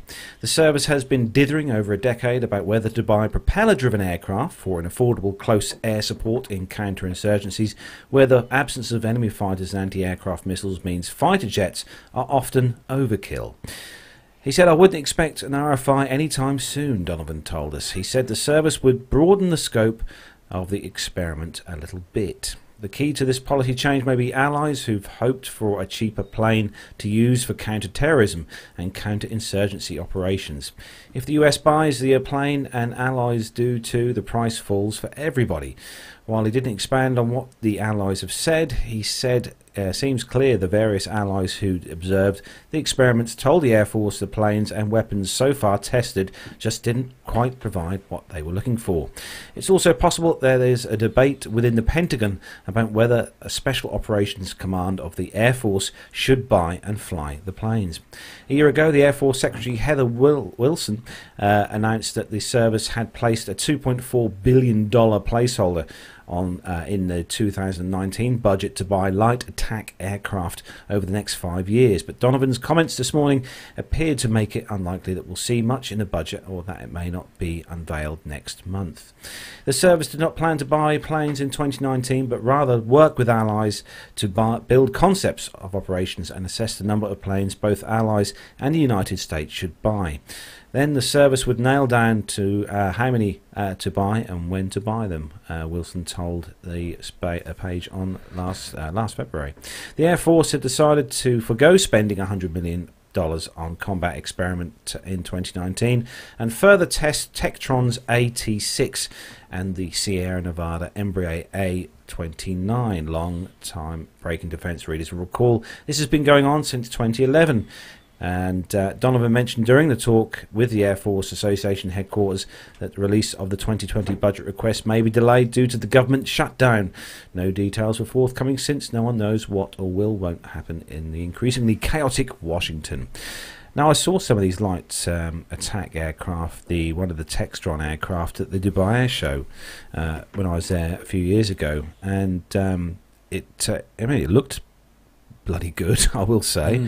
And obviously it's a lot more cheaper to run than obviously jet-powered fighter jets. What do you think, Armando? Yeah, absolutely. This is a very smart move on behalf of not just the U.S. Air Force, but all of those partner nations that are mentioned in the article that are looking to sign up to produce these aircraft. I think both the T6 and the A2 and the Super Tucano, I think they're both proven aircraft. They've been primarily training aircraft, but I think Captain Jeff in the chat room can attest. I think it was the T-37s back in the day. The Tweet made an excellent light attack aircraft back then. So it was a Cessna airplane. It turned it into the A-37. I think it was Dragonfly, and they loaded a bunch of weapons on it, and it was so I can't wait. Now it's been going on for a while, as it says, but one of the more exciting ones that I saw was a sort of a crop duster, so an agricultural aircraft. That's the one I've they seen. turned into a light attack role. Yeah. I think it was at the air show, and you can take the wings off of it, fix it into that's the one. Container. Yeah, and they had, I think Biomax was producing it. That's the one. Yeah. So, I mean, they're great airplanes, great concept. We just got to get through the sort of acquisition process and see what comes out at the end. So, next story, Matt, is a story for you, specially chosen for you, and looking forward to hearing this story from you. Right, thank you. This is on the popularmechanics.com website, and the headline is, "This new device helps fighter pilots pee at 30,000 feet."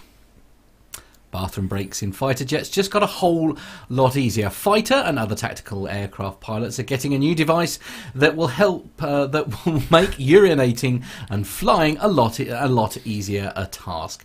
The Aircrew Mission Extender device, that's an unusual name for it. The Aircrew Mission Extender device, now being fielded by the US Air Force, replaces the previous method of peeing into a bag, an awkward experience at best, with a wearable device that detects urine and flushes it into a bag for storage.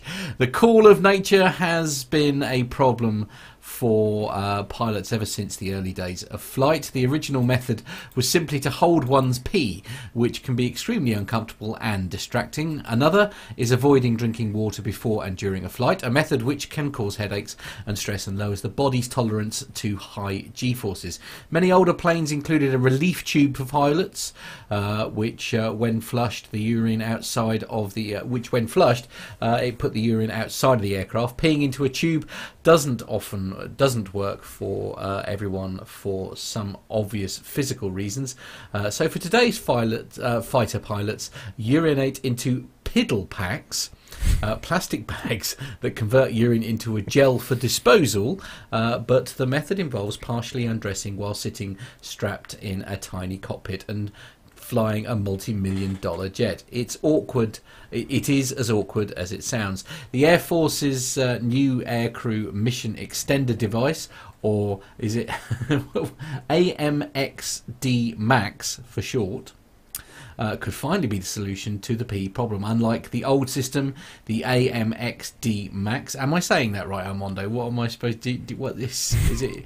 I couldn't tell you how it's pronounced. No, okay, all right. So we'll say the mainly because AMXD is in capital letters and then the word Max is in lower. So we'll say AMXD Max. I think it would only be appropriate just to call it the extender. Right. Okay. That opens a whole can of worms. Anyway, the AMXD Max doesn't involve undressing in the cockpit. The device looks like a black pair of tight-fitting boxer shorts concealing either a cup or a pad, according to military.com. The new devices are hands-free, battery-operated, and worn underneath uniforms. Once the AMXD Max automatically detects urine, it pumps it into a collection bag. Because urine is nasty, sensors detect the urine within a second and rapidly pump it into a 1.7 quart, that's 6.8 cups, collection bag. The pilot doesn't do anything other than release their bladder. The Air Force has fielded 600 devices so far, with another 1,500 on order. I mean, actually, it's not something I'd even thought about. I'm not going to lie.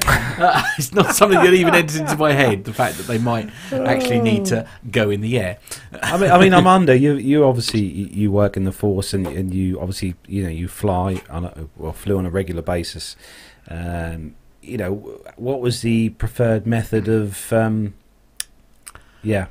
Well, I personally had access to piddle packs, so I used those. However, even if you go over to the museum in Duxford, so this has been a problem since we started flying, and you look at the very creative devices that were put into place or fielded in some of the aircraft in that museum. So just ask the docents as they're taking you around and be like, how did they take care of their physiological needs, and they'll be happy to point them out. So this company has a very educational video on how to use this system, so you can just pop over to their website and see. I'd like to say here, Armando, that actually Lara says she's covering my ears. I want to remain in honeymoon phase, please. Obviously, many illusions are currently being shattered, I think. Yeah, this is not just a problem for fighter pilots. I think anybody that flies a small general aviation aircraft. I think a lot of the aircraft have fuel ranges that are just fine. They'll fly for 6-7 hours. However, the pilot range is only about 3 hours. So I think they could probably sell a lot of these on the civilian sector. Mr. Bounds added in the chat room here, I'm surprised that Dyson haven't developed their own version. I mean, he's very good at coming up with devices like that, isn't he, Nev? I mean, he invents things you didn't think you needed. Well, I just wonder, with his new, Singapore operation he's doing now, he's got a sort of military-grade version of the domestic Indeed, item. Exactly. I couldn't agree more. I think that's the way forward. Actually, Nev, when you... Yeah, main man Micah in the chat room says that 737 MAX passengers can also use this since they can't fit into the lounge. I certainly couldn't. I know that much. Yeah. I was going to say, Nev, you travelled to the Summer Flying Barbecue last year, obviously, and you had a reasonably lengthy flight. I'm guessing you just held on. Well, it was only 50 minutes from my local GA airfield here at Wickham to Rougham, and frankly, if you can't hold it for 50 minutes, then you're in the wrong mode of transport, really. Well, there's that. I did make sure I went before I flew with Al, because you never know how long the flight's going to be, really. So yeah, It's and you can always rely on Al to do something unexpected, can't you? I mean, this is it. No doubt about that at all. Yeah. Anyway, before we hit number 2, let's go on to the next story. And the last story, Nev. I know. The last story, Nev, in the military segment. Yes, well, this is all about the A4AR Fighting Hawks, and whilst Argentina's models are amongst the last examples of the Skyhawk in active military service, they continue to support frontline roles and played an important part in air policing for the G20 summit in Buenos Aires in November 2018. Once the mainstay of US Navy and Marine light attack, the diminutive Douglas A4 Skyhawk only remains in operational military service with the Latin American air arms of Argentina and Brazil. Almost 65 years after the type's maiden flight, the Argentine Air Force is in the twilight of a long relationship with the Scooter, as it's called, with its first 12 A4Bs from a batch of 50 arriving in South America on October the 30th, 1966. It marked the start of what is now a 53-year career in Argentina for the Skyhawk. The original A4Bs and 25 A4Cs that joined them in 1975 were all retired on March the 15th, 1999, having been superseded 2 years earlier by 32 A4AR and 4 OA4AR Fighting Hawks. These were the most advanced Skyhawks of their time, heavily upgraded. Former US Marine Corps A4M and OA4Ms that have been supplied from surplus stocks. Today, since Argentina's Mirages were withdrawn in November 2015, they form the backbone of Argentina's neglected combat air fleet. So what always amazes me, Armando, about military-grade aircraft is the length of service they end up doing. Absolutely incredible. I mean, I know obviously they don't fly anywhere near as many hours as commercial airlines, for example, but the military always get a lot of hours, a lot of years out of these aircraft, don't they? Yeah, I think the last week we were talking about the KC-135 is probably going to be the first aircraft to hit 100 years in service for any military. So I just looked it up, and the boneyard out at Davis-Monthan has 148 A4 Skyhawks sitting in there. Because I was thinking, man, it must cost so much money. Where are they getting the parts if Argentina is the only country flying these? But I guess there's 148 of them that they can get parts from sitting in the desert. Yeah, yeah, that is true. I suppose you got plenty of spares available to you if they're the only people flying them, I guess. And it's one of those things that's on my bucket list, is to go to one of those boneyards. Is it? And see the aircraft and that, the big, not just the military but also the commercial aviation boneyards that are over in the States. That is definitely up there in my top 5 of places I want to go to in the US. Yeah. Actually, I should just say that we didn't mention it at the top of the show, but those of you who watch on YouTube will know that we now have what they call a green screen behind us, and tonight's photograph actually was very kindly sent to us by, one day I'm sure he will be, a Sir Nick Anderson. So thank you very much to Captain Nick for sending us some fantastic photos. This one obviously those is nice BA tails. Well, this is it. Yeah, especially I'm surprised that he would have taken that photo. Actually, indeed. Carlos, what are you doing? The child is playing, honestly. But yes, no, thank you very much. And if you would like to send in your own backdrops, then please send them to podcast@planetalkinguk.com. That's podcast@planetalkinguk.com. Just email us your high-resolution photograph, and we'll use it on our backdrop behind us. Yeah. We'll give you a name check and everything. Yeah, we're nice like that. Yeah. Famous for a 2-hour show. Yeah, right. Infamous, I think. Yeah. Thank you, as always, Armando. That was great. He's in danger of being interesting. I know. It's always good to have Armando take the reins for the military segment. So thanks again for that, Armando. We have many plans for the military segment that we're going to discuss with Armando afterwards. So we're going to start to wrap up the show, but we are going to have a chat then, because we did obviously have our big PT UK annual get-together sort of board meeting last week where we discussed... Oh, what really? Were you bored? Oh, I am No, I wasn't sorry. bored at I was all, having no. a lovely time. I don't know about you, Nev. where we drank many cups of coffee and tea and, well, we just drank and... Alcoholic tea. Is that what it's called now, is it? Right. And discussed various things that we're going to do with the show, one of which was what air shows we are going to be visiting this year in the UK and across the world. And so if you've got your pens and pencils handy for those of you who might want to come and see us at some of the air shows that we're going to be at this year.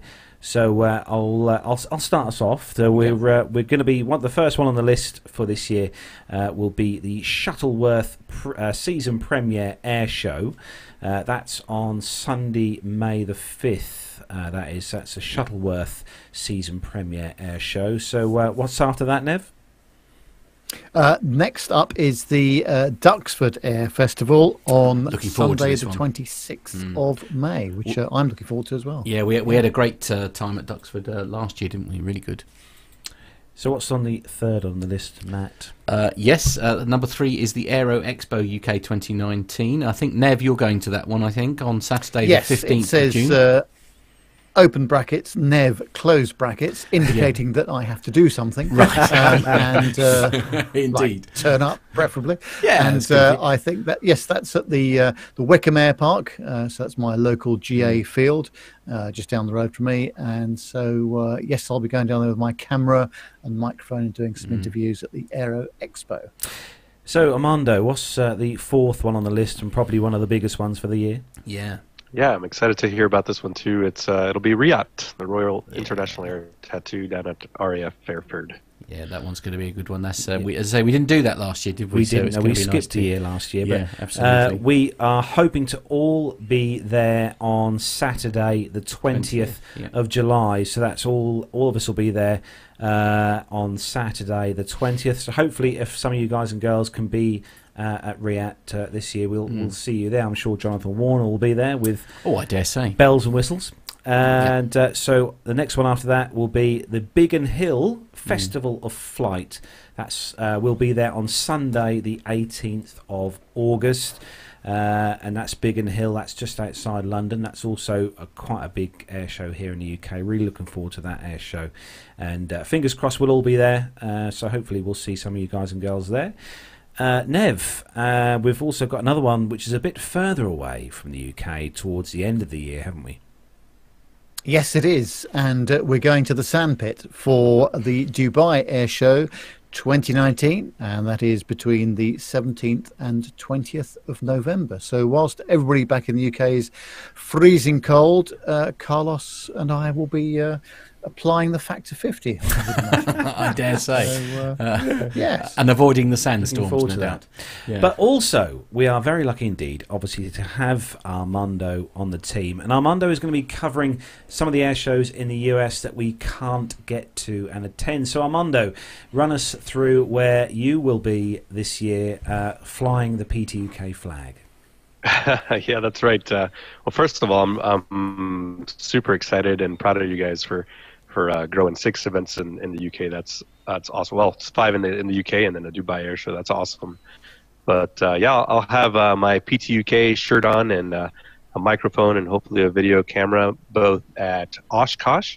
So the EAA Air Venture at Oshkosh from July 21st to July 28th of this year, as well as the Reno Air Races. That'll be out in Reno, Nevada at the Stead Airport from September 9th through the 16th of 2019. Very cool. It's going to be good, isn't it? And Nev, actually, while we're talking about meetups, you and I are going to be in London in February together, aren't we? And I've forgotten the date now. You're quite good at this stuff. Yes, I know. I'm glad you gave me plenty of advance notice for that. So don't worry, I will just consult my... I know it's in February, but yes. It is in February, and it's on Thursday the 28th of February at the Excel Centre in London. Yep. Matt and I are going to the Broadcast Video Expo, where there'll be lots of stuff there. Which basically means I should be dribbling. Yeah, I should be dribbling for about 6 hours wandering around the XL. But if anybody, it does mean we'll be in the London area, both of us. So if anyone fancies a get together, a bit of food, drink, and a bit of a chat, we'll be around XL during the day. And if anyone wants to meet up later on, we can make ourselves available somewhere. Indeed, yeah. So, and if anybody, actually going back to the military, if anybody has any stories that they'd like to contribute in regards to the military, Armando now has his very own email address. It is armando@planetalkinguk.com. That's Armando @planetalkinguk.com. No, you really do, Armando. Yeah, you really do. So anything military related, anything that you've picked up, as I say, and then the same for here, obviously, podcast@planetalkinguk.com for commercial stories and that. Please do get your links in. I know we have loads of listeners who send us links on a regular basis, and they really do help to make sure that we're picking up the stories that you guys want us to read out. So So a few points from the chat room. Chris Griggs has said that he's got a voucher for the Shuttleworth one for his birthday. So hopefully, Chris will get to meet you at the Shuttleworth premiere show there. So that'll be good. Yeah. And also, Tony S has asked in the chat room, can the public visit the Dubai Air Show? Unfortunately, the Dubai Air Show is only open to media people and people with lots and lots and lots of money who are purchasing vast quantities of aircraft. So if you're wanting to buy an aeroplane, the answer is yes. Yeah. So it's a great. Don't get me wrong, it's a fantastic air show, but it is just open to just like I said, the media and people with lots of money. But we hopefully, me and Nev intend thoroughly on getting a heck of a lot of content on video and stuff this year, so you guys can have a real good view of just what the air show offers. Yeah, unfortunately, boys and girls, our 2 hours are up, so we just do the social media links. Nev, how do they get in touch with the show? Yes, well, the best way to do that, you can use Twitter if you want to, which is @PlaneTalkingUK. On Facebook, it's facebook.com/PlaneTalkingUK, and of course you can send us your emails to podcast@planetalkinguk.com. He's so good. Look, you throw him in at the deep end and he goes right in there. And we've on Instagram too, aren't we? We are. Yes, that's true. Yes, absolutely. Yes, Carlos is in charge of that, so brace yourselves for spelling and all sorts. Yeah. Yeah, so we can't leave Matt in charge, honestly. He's too busy sorting out the green screen. Well, there is that. It keeps me on my toes, doesn't it? Yeah. Yeah, so find us on Instagram. And don't forget, we're on Twitter and all that sort of stuff as well. Website I'm still working on, but you can send us you can fill in a contact form if you need to get in touch with the show, and that is www.planetalkinguk.com. And also take yourselves to our website where you can treat yourself to a T-shirt. Not yet, you can't. Well, not at the minute. Matt's in the process of sorting that out. But when Matt sorted out the website, you will be able to get yourself a T-shirt. Yeah. Okay. But actually, at the moment, we're currently having some T-shirts printed and embroidered, so they'll hopefully be ready in the next few weeks. So that'll probably coincide with when Matt will kind of throw the website into its full entirety, I think. Mugs will be available then as well, I'm pleased to say. So we're going to say a huge thank you to everyone who has joined us in the YouTube chat room tonight. Thanks to all the PTUK family for joining us, and also not forgetting as well everyone who downloads the show via the usual podcasty, downloady type apps online. Thanks to you guys and girls. Indeed, very technical. Well done. So from me, Carlos, here in the PTUK studios, have a fantastic weekend. Take care, and we'll be back next week at some point. Not sure when, because we'll have a chat about that Friday. No, indeed. But watch the social media links. So that's it for me, Carlos. Take care. Have a Nev, where are you off to? Anything good this week? This week is lots of driving around the country again. But yes, a very busy week at work and bits and pieces. So, yes. Oh dear. And Armando, you're still in Europe, aren't you? That's correct. No, nothing exciting for me. Just we'll be sitting here in Germany. Wow. There we are. So on that bombshell, ladies and gentlemen, it is time to end. So thanks very much for watching the show. We will, as I say, watch the social media notes, links. If you want to catch the live show, we'll let you know as soon as we know when it's going to be. But that is it, boys and girls. It's time to say goodbye. Everybody say goodbye. Goodbye. Woohoo. Bye.